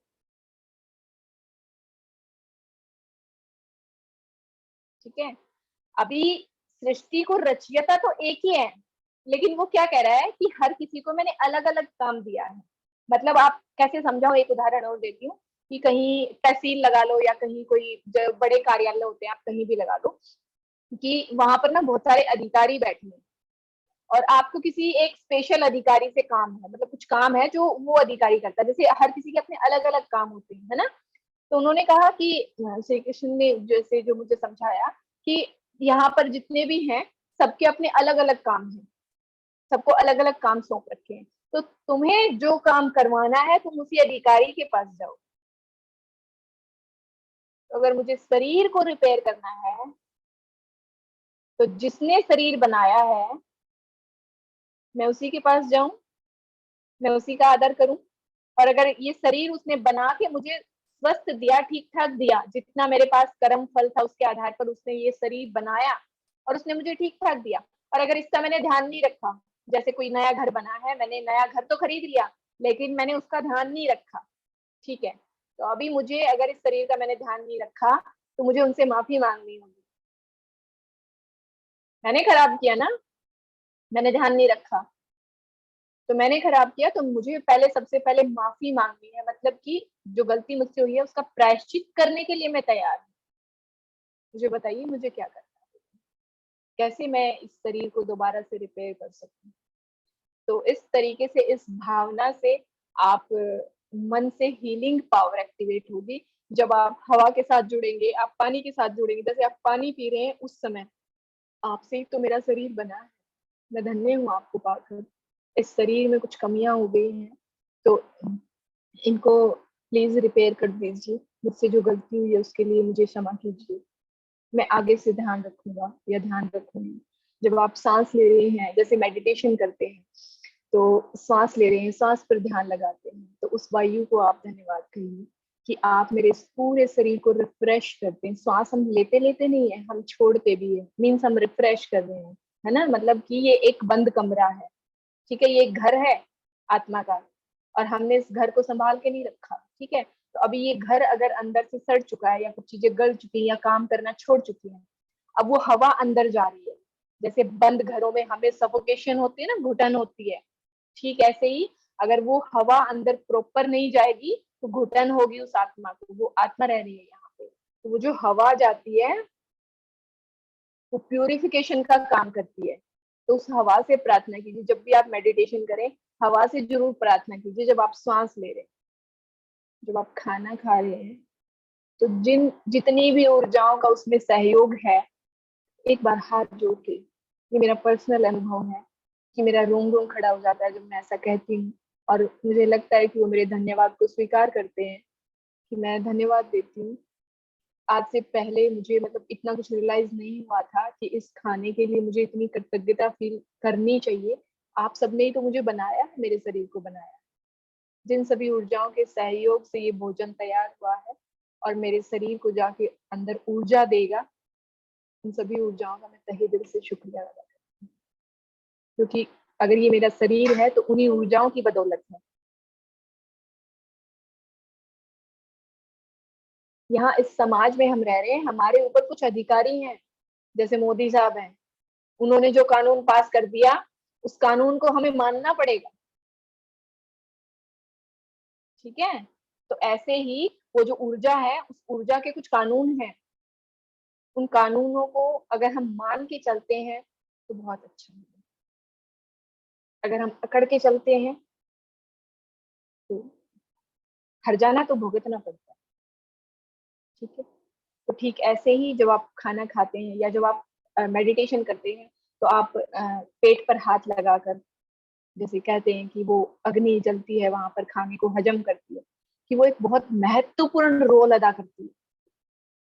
क्योंकि अगर वो नहीं जलेगी, वो आपका खाना पचाएगी नहीं, तो कुछ नहीं होने वाला। तो ये सारी चीजें मन मानता है, क्योंकि पता है उसको, मानेगा वो। बात करके तो देखो उससे, तो वो आपकी इस तरीके की कहानी तैयार करेगा कि हाँ, इन्हीं पंच तत्व ऊर्जा से तुम्हारा ये शरीर बना है और यही पंच तत्व ऊर्जा तुम्हारे शरीर को ठीक कर सकती है। और जब मन स्वीकार कर लेगा, तो वो आत्मा के आड़े नहीं आता, मतलब आगे रास्ते में नहीं अड़ता, तो फिर आत्मा को अपना काम करने देता है। ठीक है? तो मन के खेल को समझना है, गुमराह करना है मन को। जो पहले के पॉइंट मैंने बताए थे, आत्म जागृति होती है उससे। जब हम मन को गुमराह कर देते हैं, मन की जो परत एक हट जाती है, तो एक आत्म जागृति होती है। और जिसको लोग कहते हैं कि एनलाइटमेंट या आत्मज्ञान, या मतलब बहुत भारी भारी शब्दों से वो उनको नवाजा जाता है उन चीजों को। लेकिन साधारण रहिए अपने जीवन में। जब आपको आपकी कल्पनाओं में, आपके सवालों में, आपकी ही बातों में जब आपको जवाब मिलने लग जाए, तो आप एक बहुत ब्लिसफुल सोल हैं। स्वीकार कीजिए उस चीज को। मुझे स्वीकार करने में बहुत समय लगा, मैं स्वीकार नहीं करती थी। और शायद श्री कृष्ण कहते हैं, पूर्ण रूप से तो तुम आज भी स्वीकार नहीं कर रही हो कि तुम क्या हो। और मैं करना भी नहीं चाहती, क्योंकि फिर घमंड आ जाएगा। जो है वही मेरा मार्गदर्शन करते हैं। ये हर पल मेरे साथ रहती है। इनकी मेरे पास कोई और फोटो नहीं है, कोई इनका कोई स्टेचू नहीं है, कोई इनके लिए मैं 56 भोग नहीं बनाती हूँ, कोई इनका मैं श्रृंगार नहीं करती हूँ। मेरा मन मंदिर है, मैं वहां से सजाती हूँ उनके मंदिर को। तो भाव जो एक महत्वपूर्ण है, वो भाव है। अगर आप सुबह शाम मेडिटेशन नहीं भी कर पाएंगे, कोई बात नहीं, बट आप अवेयर रहिए। आपके अंदर का जो भाव है, आप उसको जागृत कीजिए। अपने आप को ऐसा बना लीजिए कि मतलब हर पल आप लगने लगेगा कि वो आपके साथ है। कभी कभी कुछ चीजें जब आप गहराई से समझोगे ना, तो बड़ा हंसी का ठहाका लगा के हंसेंगे और कहेंगे वाह, मतलब समझ गई, पकड़ लिया तुमने, क्या खेल था या क्या माया थी। छोड़ो, बातें बहुत ज्यादा ओवर जा रही है। लेकिन हाँ, अगर आप चाहें तो मतलब गहराई में कैसे उतरा जाए, इस पर मैं एक अलग सेशन दे सकती हूँ, अगर आप चाहें तो। आज मन की ही बातें थी, तो मन को थोड़ा गुमराह कीजिए, मन के खेल को समझिए कि कैसे वो खेल खेलता है। आशा करती हूँ समझ में आएगा। किसी का कोई अगर क्वेश्चन है तो आप पूछ सकते हैं। मैम, किसी का क्वेश्चन लेने के पहले मैं अपना 3 एग्जाम्पल देना चाहता हूँ। बिल्कुल, आपकी तो हर एग्जांपल सुनने के लिए मैं तैयार रहती हूँ। हाँ, अभी सबसे पहला एग्जांपल है, जब हमें मेहंदी क्या मालूम पड़ा, तभी मैंने ये मुझे ये मालूम पड़ा कि स्टीफन हॉकिंग को भी एमएनडी था। हम्म और स्टीफन हॉकिंग एमएनडी डायग्नोज होने के बाद वो 55 साल जिए। हम्म तो मैंने घर वालों को बोल दिया कि मैं स्टीफन हॉकिंग का 55 साल का रिकॉर्ड मैं तोड़ने वाला हूँ। Best of luck. ये ये पहला एग्जाम। दूसरा एग्जाम है, हमारे हमारे इसमें है ना बहुत ज्यादा नेगेटिविटी होती है। तो मैंने अभी धीरे धीरे मेरे मन को सहला के मन को आपने बोला ना अवचेतन काबू मन में को करके, काबू में करके। हाँ, काबू में किया। अवचेतन मन को मैंने जागरूक किया। और मैंने अपनी आदत बना दी है कि कोई भी नेगेटिविटी आए मैं उसको पॉजिटिविटी में कन्वर्ट कर देता। बिल्कुल। तीसरा तीसरा एग्जाम्पल, हमने सबने गूगल पे देखा हुआ है कि इस बीमारी का कोई इलाज नहीं है, पर मैंने ढूंढा और मैंने अपने ग्रुप में बहुत लोगों को बताया और प्रूफ के साथ बताया कि हमारे यहाँ पे 4 रिवर्सल हुए हैं। तो अभी अपना अवचेतन मन तो मानता नहीं है, और मन अपना जो चेतन मन है वो एकदम बिल्कुल चंचल है। बिल्कुल। वो ज्यादा से ज्यादा सोचता रहता है। ये तो पॉसिबल नहीं है, आप ये फेक कर रहे हो, ये गलत है, हमको कोई प्रूफ नहीं मालूम है। लेकिन इन लोगों ने जिन्होंने रिवर्सल किया, उन्होंने अपनी बहुत कड़ी कड़ी मेहनत की। उन्होंने अपने रिवर्सल को पहले उन्होंने क्या किया, उन्होंने बीमारी का स्पीड को स्लो किया, बाद में स्टॉप किया, बाद में रिवर्स किया। आप अगर आप गाड़ी 80 की स्पीड में चला रहे हो तो आप रिवर्स नहीं मार सकते। आपको पहले गाड़ी को स्लो करना है, पहले आप बाद में गाड़ी को स्टॉप करना है, बाद में रिवर्स गियर लगाना है, बाद में वो ट्रिगर होगा, तभी रिवर्स गियर में आप गाड़ी को रिवर्स कर सकें। और ये भी बोलिए मैम। ये जो आपने अभी कहा कि उसको स्लो करना, उसको रिवर्स करना, क्या यहाँ क्या कर दिया, मन को पजल कर दिया। करेक्ट।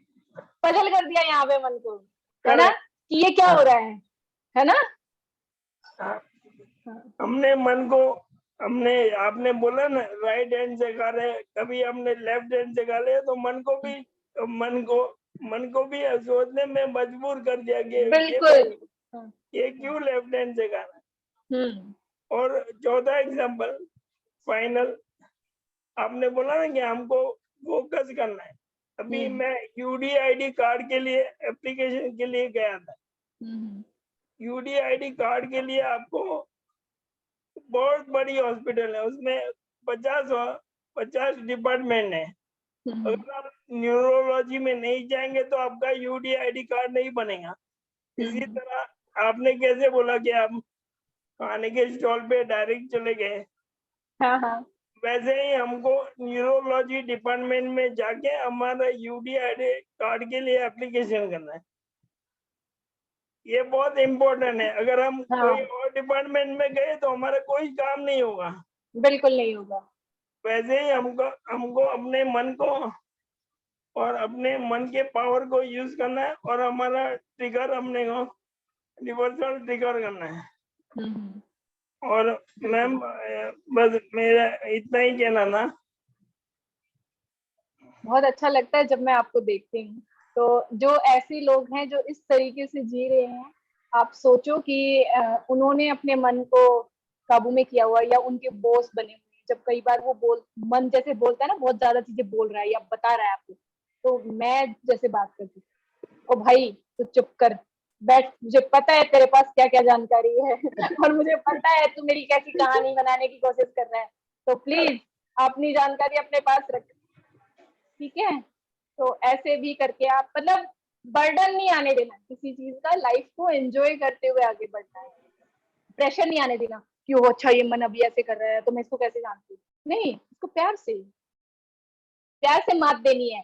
आप अगर दुश्मन के सामने खड़े हैं तो दुश्मन तो तैयार हो जाएगा कि हाँ सामने वाला भी खड़ा है कोई भी हथियार लेके, तो वो कुछ ना कुछ हथियार तो रेडी रखेगा।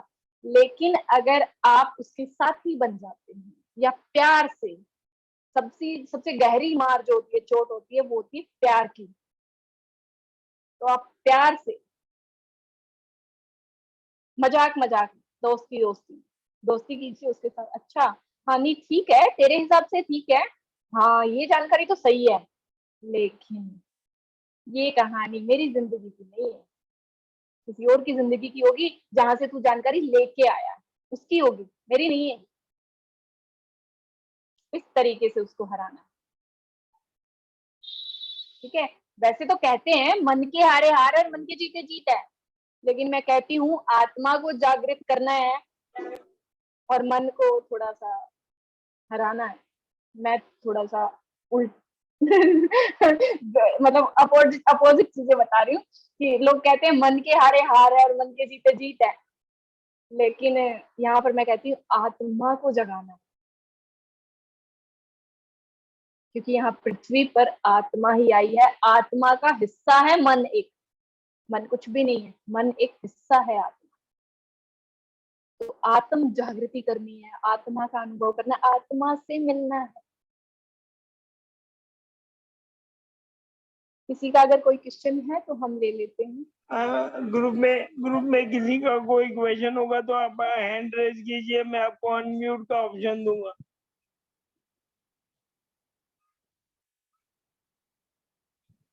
मैं अभी सभी को अनम्यूट का ऑप्शन देता हूँ, आप अनम्यूट करके अपना क्वेश्चन पूछ सकते हो।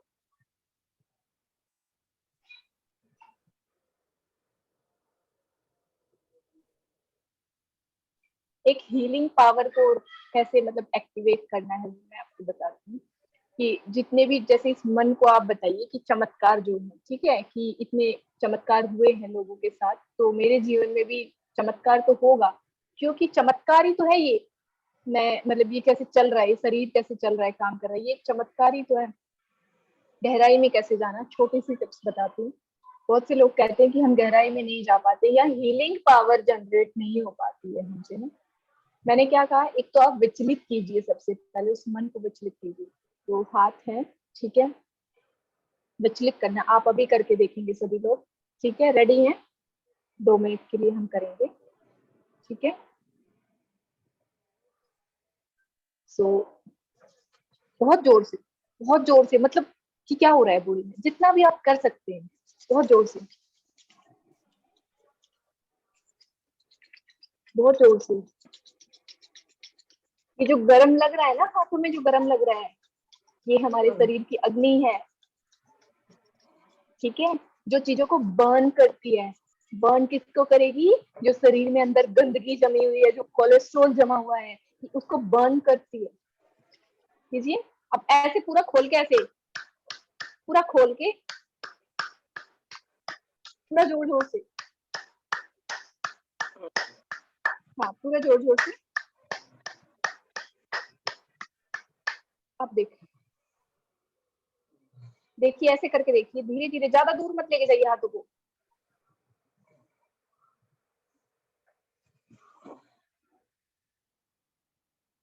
सबसे पहले ये महसूस कीजिए कि उंगलियों में क्या हलचल चल रही है और हथेलियों में क्या हलचल चल रही है, दोनों हथेलियों में उंगलियों।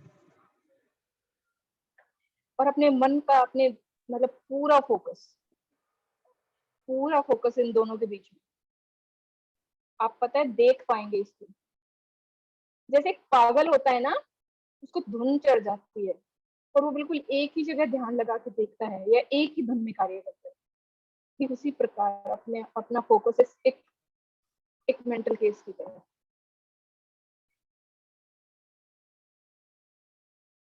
आपको कुछ लगेगा कि कुछ प्रेशर हो रहा है हाथ में, हल्का हल्का, गहराई से महसूस कीजिए उसको।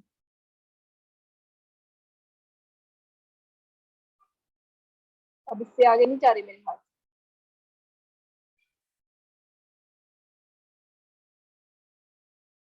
तो और ये जब एक्टिवेट होती है ना, तो इसको जब एक्टिवेट करना आप सीख जाएंगे ना, ये हर किसी के अंदर होती है।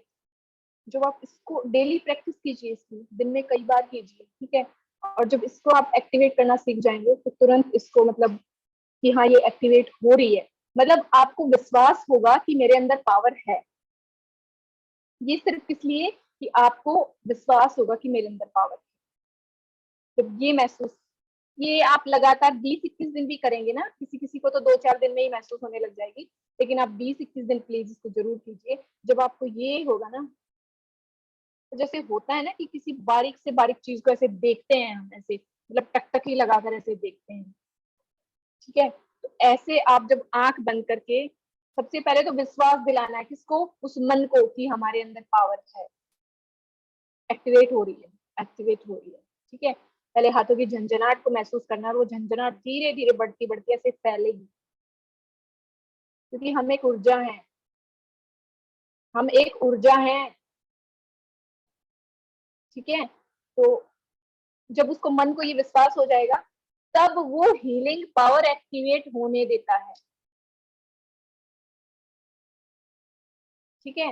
वो हीलिंग पावर कैसे एक्टिवेट होगी, जैसे अभी जानकारी यहाँ पर काम करेगी, गूगल की जानकारी यहाँ काम करेगी कि आप माइंड का कैसा स्ट्रक्चर है, या अंदर कैसे वायरिंग हो रखी है, आप एक बार उस चीज को देख लो गूगल से। कैसे कोई एक ऐसी वीडियो देख लो कि सेल्स कैसे बनते हैं, सेल्स कैसे होते हैं, या न्यूरॉन्स, मतलब नए जो सेल्स होते हैं वो कैसे बनते हैं, या न्यूरॉन कैसे काम करते हैं, इस तरीके की साइंस की जानकारी आप देख लो। जैसे जिनको नहीं पता, तो वो मन को आप दिखा दो एक बार, ठीक है। और फिर आप ध्यान लगाइए, यहाँ से अंदर जाइए, ठीक है। यहाँ से जब आप अंदर जाएंगे, ठीक है, तो अंदर जैसा आपने गूगल पे देखा, यहाँ गूगल की जानकारी काम करेगी, जैसा आपने गूगल पे देखा, अंदर जाके पूरी अपनी वायरिंग देखिए ब्रेन में कैसे हो रखी है।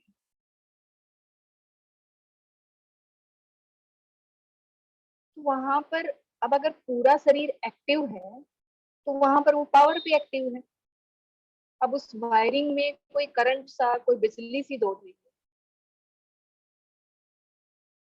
सेल्स जो गूगल से आप जानकारी देखेंगे, ठीक एग्जैक्ट उसी तरीके से अपने आप को, अपने माइंड को, अपने सिर को आप कह लीजिए विजुलाइज करेंगे, कल्पना करें कि उसी तरीके से वो गोल गोल घूम रही है।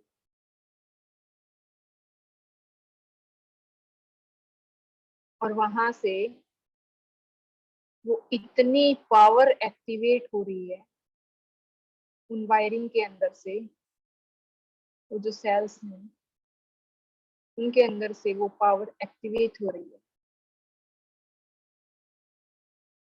और वो पूरे शरीर में फैलती जा रही है। फोकस वहीं पर। अगर बीच में ध्यान इधर उधर भी जाता है तो कोई बात नहीं, ध्यान को फिर से ले आइए,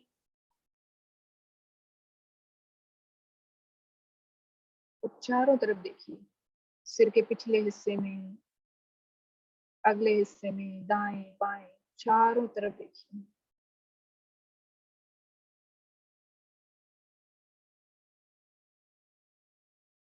कहीं से कुछ तारे अलग हुई तो नहीं नजर आ रही,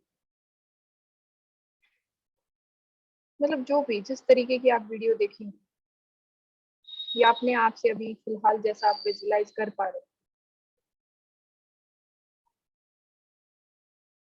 और देखिए वो बहुत तेजी से जो एक्टिवेट हुई है, वो बहुत तेजी से पूरे शरीर में फैल रही है, बहुत तेजी से, और शरीर एकदम से हल्का, नीचे तक।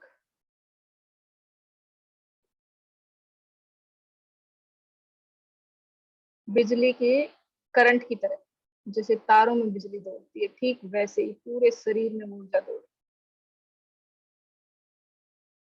ऐसा आप जस्ट कुछ सेकंडों में, कुछ मिनटों में आप कर सकते हैं। इस प्रैक्टिस को आप डेली कीजिए, और अपने शरीर को हल्का कीजिए।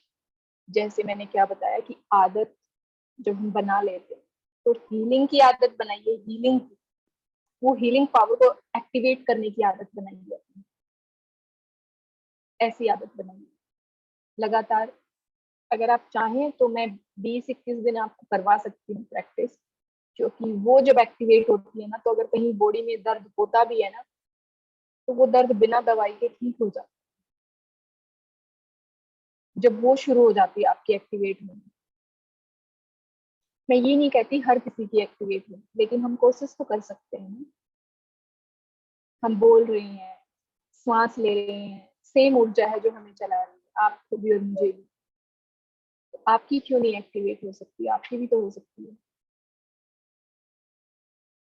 तो अगर आप चाहें तो मैं ये सेवा का मौका अगर मुझे देना चाहे तो मुझे बहुत खुशी होगी। जरूर मैम, थैंक यू। और इसमें भी एक एग्जांपल है, छोटे बच्चे के मन में कुछ भी नहीं होता, बिल्कुल। वो धीरे धीरे देखता है और धीरे हाँ, धीरे रेंगना शुरू करता है। उसको बिल्कुल। किसी चीज का डर नहीं होता और बाद में वो अपने आप खड़े होना चाहता है और दूसरों को देख के बोलना भी चाहता है। तो उसके मन में, कोई भी अवचेतन मन में या चेतन मन में कोई डर नहीं होता। धीरे धीरे वो चलना सीख लेता है, बोलना सीख लेता है। हाँ, ये बिल्कुल। परफेक्ट एग्जाम्पल है। तो ऐसे ही उस पावर को एक्टिवेट करना सीखो, क्योंकि उस पावर को एक्टिवेट करना शायद हमें किसी ने सिखाया नहीं। तो उस पावर को एक्टिवेट करना सीखो। हम सब कुछ सीख सकते हैं, क्योंकि इस मन को तो जानकारियां चाहिए। और मैं कहती हूँ, जब ये हीलिंग पावर इस मन को एक्टिवेट करनी आ जाएगी ना, इसको बड़ा मजा आएगा। बड़ा मजा आएगा इसको एक्टिवेट करने में। क्यों? क्योंकि ना ये मन जैसे बच्चा होता है ना, कुछ क्रिएटिव चीजें करने का मन करता है, तो ठीक वैसे ये बहुत क्रिएटिव है। जैसे कोई बच्चा है, चीजों को तोड़ेगा, फोड़ेगा, जोड़ेगा, मगन हो जाता है उस चीज में। तो वैसे ही हीलिंग पावर जब हम एक्टिवेट यहाँ से करने लग जाते हैं ना, तो इस मन को मजा आता है। और अलग अलग तरीके से हीलिंग, एक तरीके से नहीं। जो ये जो हम एक तरीके की हीलिंग करते हैं, या एक तरीके से, मेरे अनुभव के अनुसार एक तरीके से हीलिंग करते हैं, एक तरीके से जो मेडिटेशन करते हैं ना, तो उसमें भी वो सेम पैटर्न बन जाता है। अपने आप को एक ऐसा हीलर बनाइए कि आप बड़े क्रिएटिव तरीके से, हर रोज उस मन को पता ही ना चले आज कुछ नया हो रहा है, आज कुछ नया हो रहा है, आज कुछ नया हो रहा है। कभी अपने ध्यान को यहाँ से लेके जाइए, तो कभी अपने ध्यान को यहाँ से अंदर ले जाइए, कभी अपने ध्यान को पीछे से अंदर ले जाइए, तो कभी कानों से, तो कभी धड़कन को ही महसूस कीजिए, वहां से अपने आप को अंदर लेकर जाइए। कभी नाभि के माध्यम से अंदर लेकर जाइए, तो कभी पैरों के माध्यम से। क्योंकि डेली का एक पैटर्न नहीं रखना है मन के साथ, उसको मजा आएगा क्रिएटिव चीज। ये कौन है? देवेंद्र जी, आई थिंक हैंड रेज किया है। सर, आप कुछ पूछना चाहते हैं?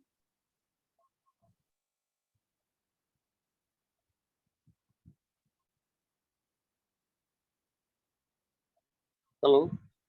हाँ जी, नमस्कार सर। हेलो। हाँ जी, हाँ, आवाज आ बोलिए रही है, आप बोलिए देवेंद्र जी, आप बोलिए सर, आपका सवाल पूछिए। हाँ, पहले नमस्ते मैडम। नमस्कार सर। मेरा एक ये है कि अभी जो आपने बताया कि माइंड को पजल करने के लिए जो एकदम से न्यू एक्टिविटीज है, जैसे बाएं हाथ से लिखना, हाँ, पीछे हाँ। चलना, हम्म, और अदर क्रॉस हैंड्स। हम्म, तो मैंने कुछ दिन पहले अभी पेपर में पढ़ा, हम्म, ये जो अमेरिका के पहले के प्रेसिडेंट थे, बराक ओबामा, वो भी ऐसी हम्म, कुछ एक्टिविटी डेली करते। हम्म। और जैसे उनकी एक्टिविटी है कि एक उल्टा किताब पढ़ते हो। हाँ, हाँ, हाँ।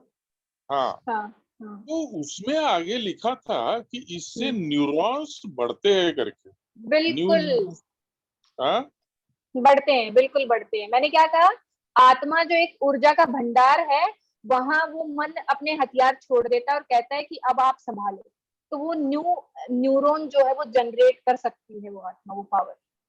या, थैंक यू मैम। क्योंकि न्यूरॉन को जनरेट करना या इन न्यूरॉन को बनाना, ये जो सारा सिस्टम है, ये किसने बनाया है? उस पावर ने ही तो बनाया है। या, तो वो नए बना भी सकती है। या, लेकिन उस तक जब हमारी बात पहुंचेगी, तभी यस, करेक्ट, तो उस तक बात पहुंचानी है। Perfect yes. एग्जांपल देवेंद्र जी, आपने बहुत बढ़िया एग्जांपल दिया, थैंक यू सर। तो एक ना यहाँ पर ना एक कंफ्यूज और रहते हैं हम सर ना, एक कि ना जो चीजें प्रूफ हो जाती हैं, मतलब साइंस में प्रूफ हो गई या किसी मतलब नॉर्मल इंसान की जिंदगी हम देखते हैं तो उनमें कुछ चीजें प्रूफ होगी, तो हम ना उन पर ही विश्वास ज्यादा करते हैं, उन पर ज्यादा विश्वास करते हैं। तो एक बार जैसे अगर अब यहाँ पर एक क्वेश्चन मैं आप सबसे पूछूं, आप अपने आप से पूछना कि भगवान को किसने देखा है और कोई प्रूफ है?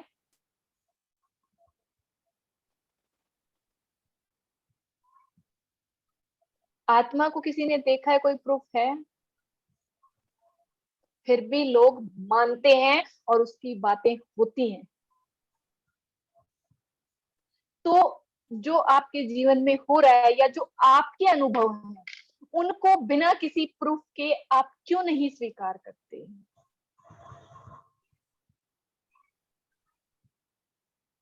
एक टोकरी में आम रखे हैं और वो उस प्रवृत्ति का आम है जो बहुत मीठे हैं, लेकिन सारे मान लिया 10 आम है, 10 लोग बैठ के खाने के लिए, 9 आम मीठे निकले लेकिन एक इंसान का आम खट्टा निकला। वो इंसान ये मान बैठेगा शायद मेरे ही स्वाद में या मेरी ही जीवा में कोई प्रॉब्लम है, क्योंकि बाकी 9 ये बड़ा फेमस है अपनी मिठास के लिए ये आम, और बाकी 9 को भी मीठा लगा। अपने अनुभव पर विश्वास नहीं करेगा। ये हमारे जीवन की सबसे बड़ी गलती होती है कि हम प्रूफ चाहिए, है ना। जब मुझे कुछ झलकियां दिखाई देनी शुरू हुई, मतलब या कह लो कि कोई मैसेज, आज भी मैं यही कहती हूँ, हो सकता है मेरी कल्पना हो, मेरी कल्पनाओं में मुझे मेरे सवालों के जवाब मिलते हो, मेरा भ्रम हो, लेकिन वो मैं किसी रीजन से कहती हूँ। तो उन्होंने मुझे कहा कि तुम भी तो किसी बड़े चमत्कार का मतलब इंतजार कर रही हो, बड़ा चमत्कार होगा तो तुम मानोगे कि हाँ तुम्हारे आजू बाजू कौन डोल रहा है या कौन तुमसे बात कर रहा है, ऐसे नहीं मानोगे तुम, है ना। लेकिन जब उन बातों को पर उन जो भी बातें मुझे सुनाई देती या जो मुझे महसूस होती, जब उन बातों पर मैंने गौर करना शुरू किया, वाकई में मेरी लाइफ बदल गई। वाकई में जो एक, मुझे तो ऐसा लगता है कि मैं परमानंद की स्थिति पर हूँ, मुझे लगता है। और मैं अब किसी को मैं प्रूफ नहीं देना चाहती। पहले मुझे लगता था कि हाँ मेरा नाम हो या मुझे ये करना है, मुझे वो करना है, अब नहीं। जब उसको पा लिया तो अब इच्छा ही क्या है। अगर इच्छाएं बाकी है तो इसका मतलब अभी तक उसको नहीं पाया है, तो जैसे रखेगा, क्योंकि वो तो साथ है ना। अभी अगर श्री कृष्ण और सुदामा की अगर हम दोस्ती देखते हैं तो मतलब वो कितने गरीब थे लेकिन उन्होंने फिर भी उनसे मांगा नहीं। तो अगर वो मांगने के लिए ही उनसे दोस्ती कर रहा है तो वहां एक सेल्फिशनेस आ जाती है। तो अगर आप भगवान की प्राप्ति अपनी इच्छाओं की पूर्ति के लिए करना चाहते हैं तो माफ करना, वहां पर सिर्फ सेल्फिशनेस, वहां दोस्ती नहीं हो। अगर मुझे लगता है कि वो मेरे साथ खड़े हैं और अगर मेरा शारीरिक स्वास्थ्य अगर अच्छा नहीं भी है तो भी मैं संतुष्ट हूँ क्योंकि वो मेरे साथ हैं। मैं उनसे ये नहीं कहती कि तुम मेरे साथ हो तो मेरा स्वास्थ्य कैसे बिगड़ गया। अगर उनको लगेगा कि मुझे ठीक करना चाहिए तो वो खुद ही ना कर देंगे। मांगने से भला कोई चीज मिलती है? नहीं मिलती। मेरी तो बातें खत्म ही नहीं होगी। माफी चाहती हूँ। तो अगर आपके भी कोई क्वेश्चन है तो आप पिनाकिन सर से भी कह सकते हैं, मुझ तक पहुंचा देंगे, मैं उनका रिप्लाई जरूर दूंगी। ग्रुप में किसी को कोई क्वेश्चन हो तो आप अनम्यूट करके क्वेश्चन पूछ सकते हैं।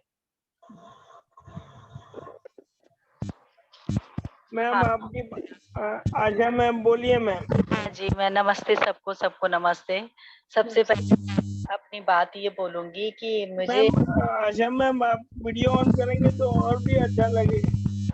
ठीक है सर, थैंक यू। हाँ जी, मुझे 1 साल हो रहा है इसको डिक्लेयर साल भर तो मुझे डिक्लेयर करने में ही लग गया था डॉक्टरों के चक्कर में, बट मैं डरी हुई हूँ। मेरा मन आज भी इतना डरा हुआ है कि जरा भी कोई कुछ कहता है तो मैं रोने लगती हूँ। टीवी या कोई भी बैड न्यूज देखती हूँ या ब्लड वगैरह कुछ देखती हूँ तो मुझे इतना डर जाती है, छोटे बच्चे की तरह मैं रोने लगती हूँ। तो मेरी प्रॉब्लम ये है कि मैं जैसे अभी इतनी अच्छी बातें की हैं मन और आत्मा की, मैं ब्रह्म कुमारी फॉलो तो बट नहीं कहूंगी, बट उनको सुनती हूँ और 2 साल से मेरी कोशिश है कि मैं आत्मा और मन को काबू में करूँ, बट ये मन जो ऐसे भागता है कि वही नेगेटिव लेके उसको लेके कमजोर हूँ। कभी मैं बहुत स्ट्रेस महसूस करती हूँ और कभी-कभी इतनी वीकनेस लगती है कि मैं गिर जाती हूँ। तो मुझे ये पूछना है, और मेरे शरीर की मैम ये जो नसें हैं ये अभी भी फड़कती हैं, बहुत कभी-कभी बहुत फड़कती हैं, कंट्रोल नहीं होता है। उसके बाद मुझे बहुत वीक फील होती है और आप लोगों से आज मैं पहली मीटिंग कर रही हूँ। डर के मारे मैंने 5 महीने ये आपको ज्वाइन करते-करते कि पता नहीं क्या होता होगा, क्या नहीं। लेकिन पिनाकी साहब का मैं धन्यवाद करूँगी। उनके मोटिवेशन से मैंने 1 हफ्ते पहले उनसे फ़ोन पे बात की और मुझे बहुत अच्छा लगा और आज मैंने आप लोगों को ज्वाइन किया। ज्वाइन करके मुझे बहुत अच्छा लगा। मैं ये टिप्स मानना चाहती हूँ कि मुझे डॉक्टरों को आयुर्वेदिक, एलोपैथिक सब कुछ करती हूँ, कुछ बाकी नहीं। कैसे जैसे फिजियोथेरेपिस्ट भी मैंने लगा रखी है, रूटीन को कोशिश करती हूँ कि अपने हाथ पैर हिलाने में या एक्सरसाइज करने में करूँगी। खाना भी टाइम का जो डॉक्टर ने आयुर्वेदा में कहा है वो सब कर रही हूँ। इसके अलावा मुझे ये बताइए कि मैं मजबूत कैसे बनूँगी कि मेरा रोना बंद हो जाए, मेरा मन दूर होता है वो बंद हो जाए, थोड़ा हिम्मत आ जाए। आप सबके द्वारा बताई गई बातों को फॉलो करें। अच्छा जी। आपका क्या मानना है? मेरा मानना तो है ऊपर वाला जो है वो करेगा तो अच्छा, बहुत अच्छा करेगा। अब चमत्कार ही साथ होगा, क्योंकि आप के हाथ पैरों को देख के खुद ही बस वो मैं अपनी स्थिति को देखती हूँ और परेशान हो जाती हूँ हाथ पैरों को। ये होता है मेरे साथ। सबसे पहली बात तो जो यहाँ पर ये शायद सभी के लिए महत्वपूर्ण होगा कि जो लोग बुरी खबरों को सुनते या किसी के जीवन में बहुत बुरा हो रहा है उनको देख के विचलित हो जाते हैं, तो एक भाव अपना बनाना शुरू कीजिए। हो सकता है उसमें समय लगे, लेकिन जिस दिन वो भाव आपके अंदर से जागृत हो गया, आप विचलित होना बंद हो जाएंगे। जैसे इसके साथ भी हो रहा है। जैसे यहाँ पर 3 लोगों का मैं उदाहरण देती हूँ, एक आप हैं, एक मैं हूँ, एक पिनाकिनी सर, हम 3 लोग। मान के चलो कि आप दोनों के बीच में कुछ अनबन हुई है, या उसको आप सही कह रहे हैं, वो आपको गलत कह रहे हैं, या आप उसको गलत कह रहे हैं, कुछ ऐसा चल रहा है ना, या आपके साथ कुछ गलत हुआ है। एक तीसरी मैं बैठी हूँ देख रही हूँ दृष्टा भाव से, तो वहां पर मैं ना, अगर किसी का झगड़ा हो रहा है तो वहां पर मैं परेशान नहीं हूँ। आप इससे समझने की कोशिश करना, मैं बहुत समझाना चाह रही हूँ यहाँ पे आपको कि आप में भी वो है और उनमें भी वो है और मुझ में भी वो है। मतलब जो इंसान अच्छा अपने आप को बता रहा है उसमें भी उसी का वास है, सामने वाले को जिसको वो बुरा बता रहा है वो अपने ही एक दूसरे स्वरूप को बुरा बता रहा है, और जिस तीसरे से वो दोनों पूछ रहे हैं वो अपने ही एक और स्वरूप से पूछ रहे हैं। मतलब इसमें क्या लिखा है, वो हर किसी के अंदर है। मुझे ये लगता था कि मैं लोगों को क्या सिखा दूं, क्या समझा दूं, जब मुझे कुछ चीजों का पता चला। बहुत मतलब ऐसे था मेरे अंदर कि एक उत्तेजना थी, लेकिन जब धीरे धीरे चीजों को समझा तो बस अब दृष्टा भाव से देखने का मन करता है। पता है क्यों? क्योंकि जो जिसके साथ बुरा हो रहा है उसमें भी इसी का वास है, और जो बुरा कर रहा है उसमें भी इसी का वास है, और जो मैं देख रही हूँ उसमें भी उसी का वास है। तो मैं उससे कहती हूँ, वाह तेरी लीला, बुरा भी तो ही कर रहा है, देख भी तो ही रहा है ना, और मतलब बर्दाश्त जो कर रहा है वो भी तो ही कर रहा है, तो ये क्या है? तो क्या कहते हैं, यही तो माया है। यही तो माया है।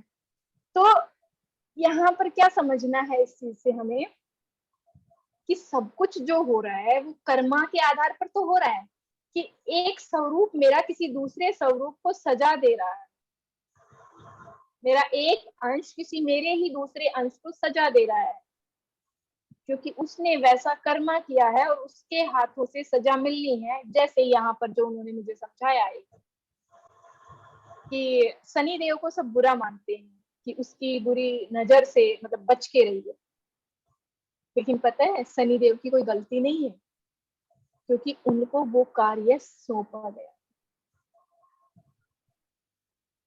अगर कोई किसी को मार रहा है और वहां पर कोई रोकने वाला नहीं है या वो चीज रुक नहीं रही है, तो वहां पर हो सकता है कि उसके हाथों से उसको सजा मिलनी हो।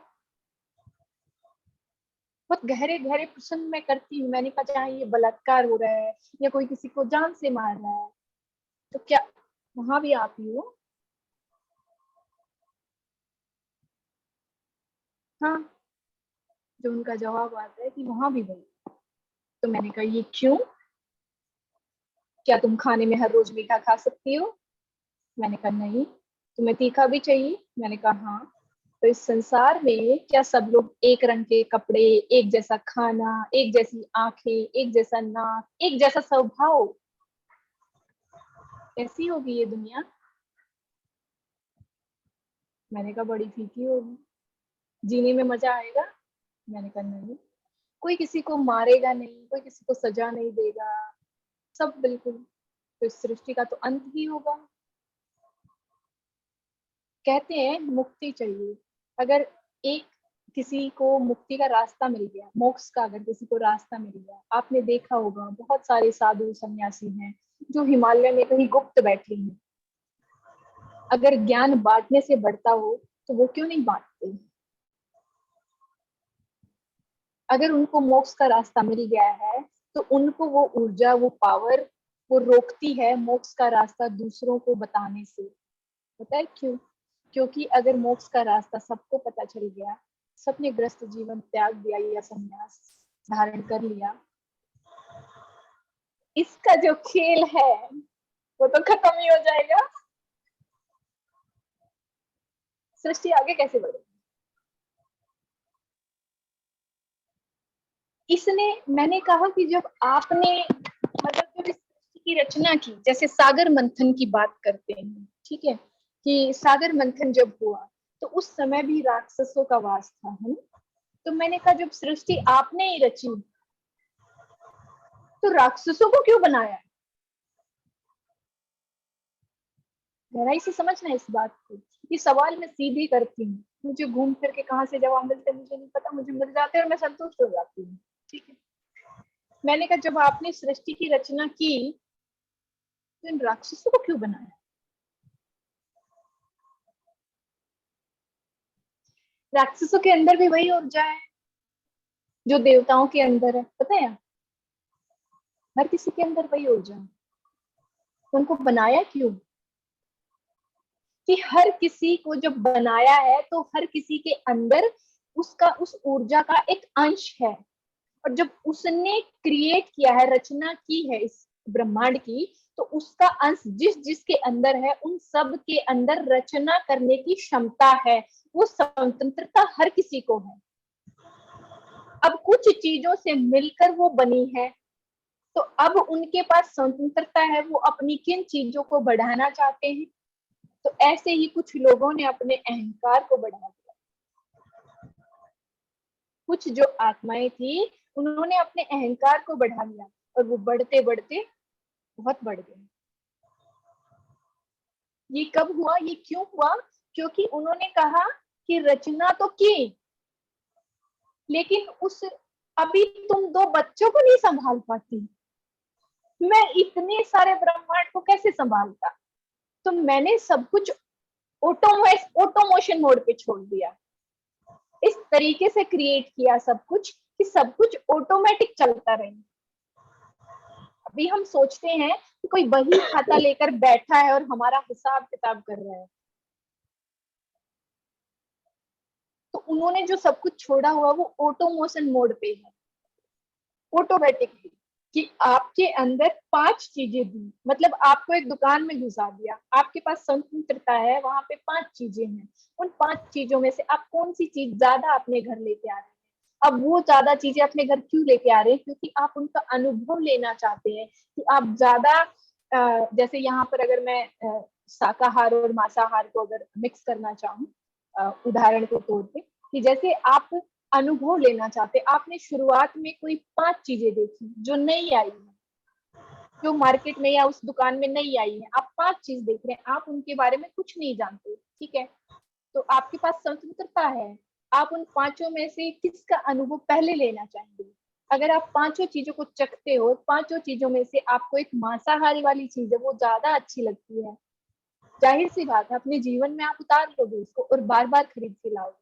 ठीक इसी प्रकार काम, क्रोध, मोह, लोभ, अहंकार, जो ये 5 चीजें हैं हमारे अंदर, तो अनुभव हर कोई लेता है इनका, हर कोई इनका अनुभव लेता है। अब आपको कौन सा अनुभव अच्छा लग रहा है, जैसे किसी किसी को क्या होता है कि जैसे किसी का अनुभव देखा होगा कि कोई माँ बहुत ज्यादा मारती है तो बच्चे सुधर जाते, तो उसको लगता है कि मारने से ही सुधरते हैं, वो चिल्लाने से ही सुधरते हैं, उसका अपना वो अनुभव है, तो वो किसको प्रायोरिटी देगी, अपने उस क्रोध को प्रायोरिटी देगी, बार बार उस क्रोध को चुनेगी, क्योंकि उस क्रोध की वजह से उसके काम बन रहे हैं जो वो चाह रही है।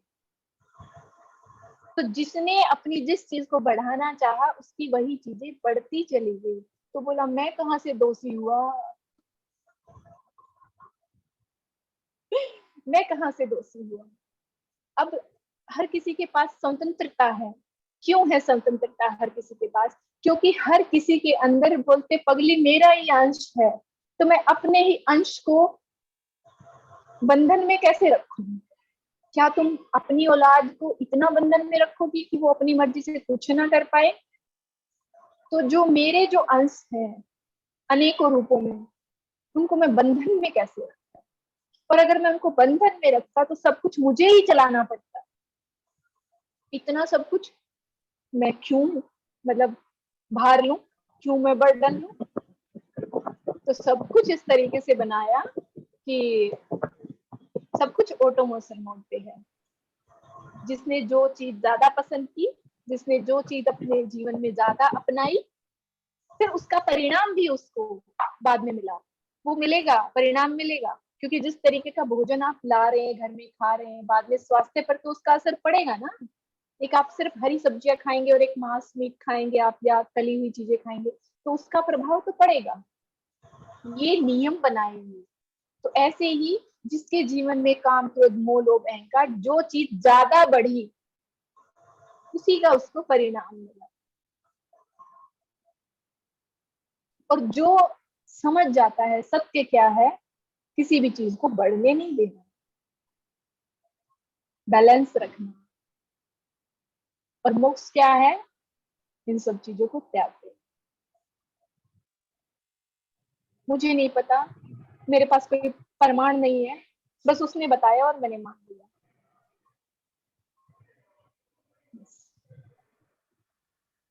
मैम सिंपल भाषा में बोलूं तो जैसी करनी वैसी भरनी। यही बात सबसे पहले मुझे शुरुआत में समझ में आई थी, जब मैं लगातार अपने आप से सवाल करती थी कि क्या मैं ऐसे ही रहूंगी। तो एक वीडियो आई मेरे सामने, और वहां से आप कह सकते हैं, अगर मैं भारी शब्द इस्तेमाल करूं तो मैं भी कह सकती हूँ कि उस दिन मेरी एनलाइटमेंट का प्रोसेस शुरू हुआ, है ना।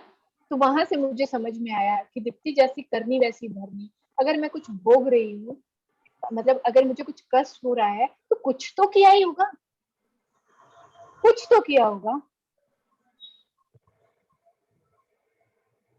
और उस दिन से जर्नी शुरू हो गई, और पाया मैंने, जब मैंने अपने आप को पढ़ा, दूसरों पर विश्वास करना थोड़ा कम किया, अपने आप को पढ़ना शुरू किया, और जब मैंने पाया कि मैं बहुत जगह गलत होती थी, मेरा भाव अलग होता था, मैं अंदर से कुछ थी, बाहर से कुछ और दिखाने की कोशिश करती थी लोगों को, मैं किसी और तरीके का जीवन जीना चाहती थी, लेकिन मतलब कोई और तरीके का जीवन मुझे जीना पड़ रहा था। बहुत सारी चीजों में मैंने जब डिसबैलेंस पाया, तो मैंने बैलेंस बनाना शुरू किया, मतलब कि उनमें मुझे बैलेंस नहीं दिखा। मैंने कहा सच में मैं यही हूँ, मेरे तो कई स्वरूप हैं, किसी एक ही जीवन में कई रूप हैं मेरे, तो असली कौन सा है इसमें से, सच्चा कौन सा है, बस उसको पहचानने की कोशिश की। जब से उसको पहचाना है, मैं किसी को कुछ प्रूफ नहीं करना चाहती और ना मैं किसी को कुछ दिखाना चाहती हूँ। बस हाँ, अपने अनुभव कई बार लगता है कि बस साझा करूं, बस कई बार अनुभव साझा करती हूँ तो तब भी लगता है, वो मुझे कहते हैं कि देखना ये अनुभव साझा करने से पहले जरा सोच ले दीप्ति, कहीं लोगों के लिए ये मिस्टीरियस ना बन जाए। तो वहां फिर रुक जाती हूँ, ये अनुभव मुझे नहीं साझा करना चाहिए। शायद बहुत सारे लोग अपने पथ से, अपने रास्ते से गुमराह ना हो जाए, क्योंकि अगर मैं कहूँ साफ साफ शब्दों में कि वो ऊर्जा मुझसे बात करती है तो लोग उसका प्रमाण मांगते हैं। पर मैम मैं आपको एक बताना चाहता हूँ, I can relate my story to your story totally, क्योंकि मैं अभी यही मानता हूँ कि जब मैं ऊपर जाऊंगा और ऊपर वाला मेरा बही खाता देखेगा, तो ऊपर वाला चेक करता है ना अपना बही खाता, तो मेरे आपसे ही चेक करवाएगा, आपसे ही चेक करवाएगा। और मेरे बही खाते में आगे चल के कोई भी लायबिलिटीज नहीं होनी चाहिए, ओनली एसेट्स होने चाहिए, बस यही मैं मानता हूँ। ठीक है, तो आपसे ही चेक करवाएगा। वो कहेगा कि मैं थोड़ी ना झंझट ले लूंगा, मैं क्यों चेक करूं, तुम देखो तुमने क्या किया है। करेक्ट। और आगे का जीवन भी उसी तरीके से मिलता है। अगर हमें कुछ शारीरिक, जैसे कि कुछ लोग होते हैं जन्म से ही उनके कुछ पार्ट डैमेज होते हैं या वो नॉर्मल इंसान नहीं होते हैं, तो वो उनकी कर्मा का फल होता है। या कह लो कि उनके पास 1000 रुपए हैं, तो 1000 रुपए में से उन्होंने जो जो चीजें जरूरी समझी वो अपने लिए ले ली, बाकी चीजों का त्याग किया।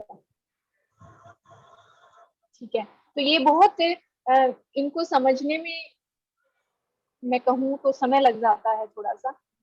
अगर आप चाहें तो मैं जरूर, अगर आपकी दिल से इच्छा हो तो मैं समझा दूंगी, अदरवाइज मैं किसी को फोर्स नहीं करती कि आप ऐसा करें या आप ऐसा समझें। प्लीज मैम, हम तो जानने की कोशिश जरूर करेंगे, बिल्कुल करेंगे, क्योंकि जो रास्ता आप बता रहे हो सच में सच्चाई का रास्ता एकदम अलग रास्ता है, और शायद हाँ, टाइम वो भी लगेगा, अलग कठिन भी है।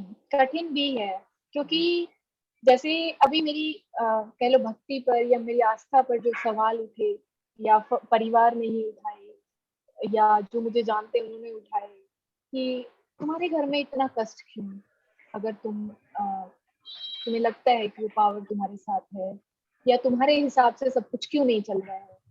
मैंने कहा अगर वो पावर मेरे पास है, सब कुछ मेरे हिसाब से चले, ये कहाँ लिखा है, ये कौन सा नियम है, ये नियम नहीं है। इवन मेरे बच्चे भी अगर मेरे हिसाब से, जैसे कई बार जब मुझे लगा कि ये मेरी बात अगर नहीं सुन रहे हैं तो क्यों नहीं सुन रहे हैं, क्या मेरी वाणी में उतनी पावर नहीं है, तो उन्होंने मुझे क्या कहा, मैंने तो तुम्हें बंधन में नहीं बांधा, तो तुम इन आत्माओं को बंधन में बांधने की कोशिश क्यों कर रही हो।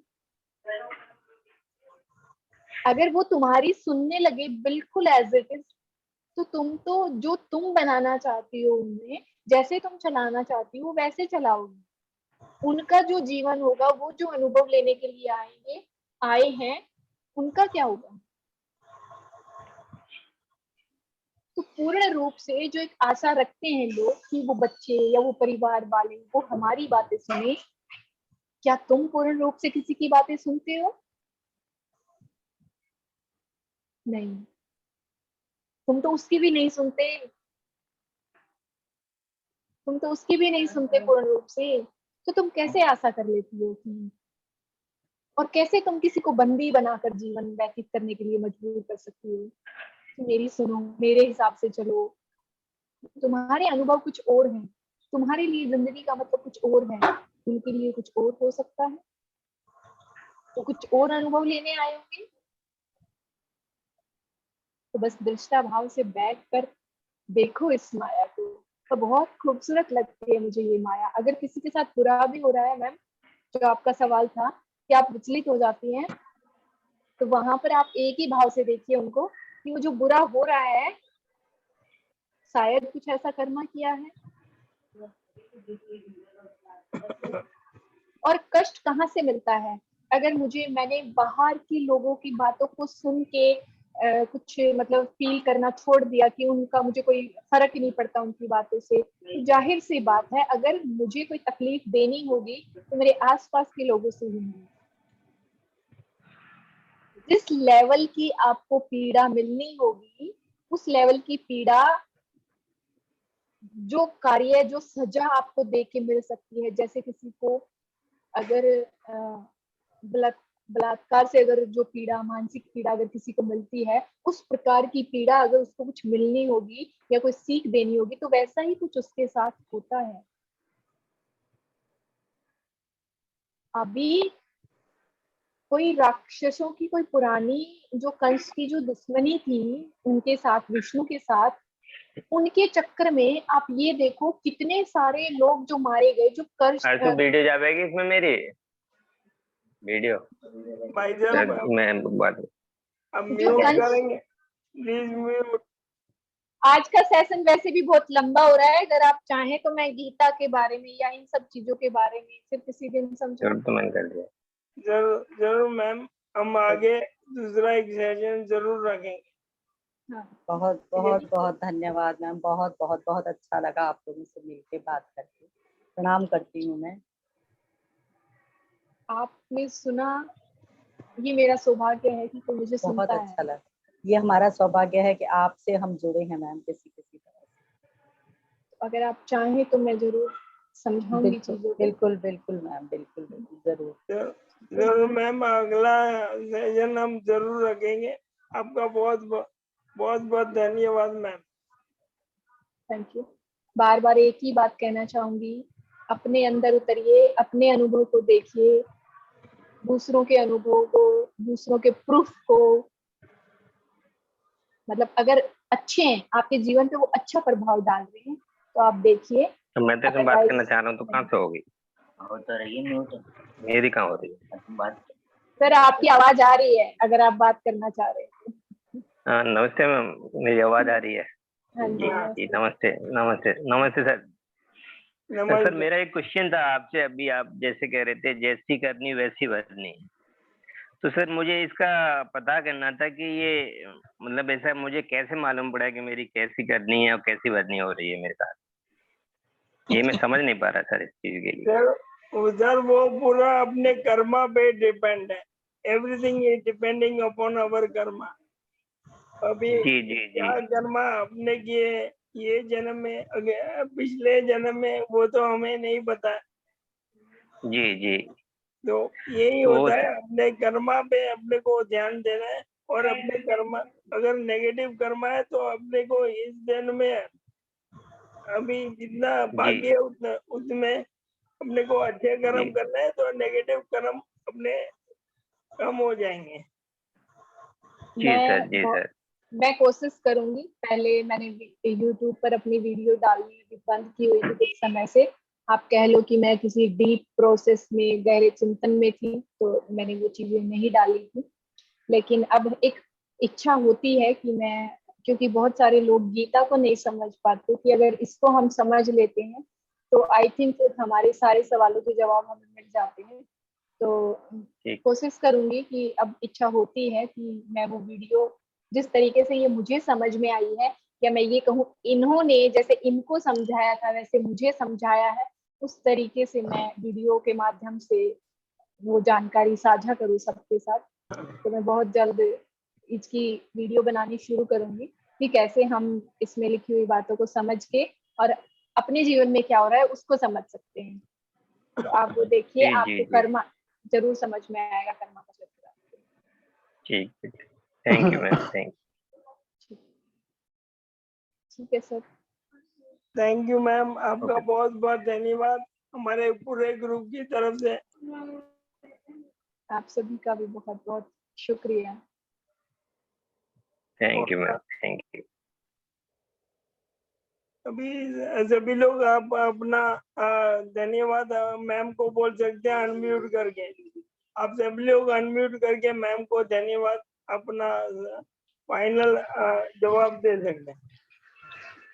बहुत बहुत धन्यवाद मैम, आगे भी उम्मीद करेंगे कि आप हमसे जरूर जुड़ेंगी। Thank you ma'am. बहुत बहुत धन्यवाद, आगे भी आपसे जुड़ेंगे। बहुत बहुत धन्यवाद, थैंक यू सो मच। लेकिन आज एक धन्यवाद उस पावर का कि आपके ही एक अंश से मिले तो अच्छा लगा। मैं उसका एक अंश मात्र हूँ उसका, तो मुझे धन्यवाद देने से पहले उसको धन्यवाद। उसको पहले धन्यवाद, आपको भी धन्यवाद। Thank you so much, thank you. आप सबका बहुत बहुत धन्यवाद आज के सेशन में जुड़ने के लिए। अभी हम आगे भी सेशन करते रहेंगे, आप सब मुझसे जुड़े रहिए। थैंक यू और thank you ma'am. Thank you आपका सर, थैंक यू बहुत सर, थैंक यू सर, आपको भी थैंक यू सर, बहुत बहुत धन्यवाद। पिनाकी सर, आपको भी बहुत बहुत धन्यवाद। आपने सबको जोड़ने की कोशिश आपकी कामयाब हो रही है, धीरे धीरे हो जाएगी। बहुत लोगों को फायदा होगा, बहुत लोगों को अच्छा लगेगा, उनमें से हम भी उसके हिस्से हैं। आपका भी बहुत बहुत आभार। पिनाकी सर, आपका बहुत बहुत आभार। Thank you everyone.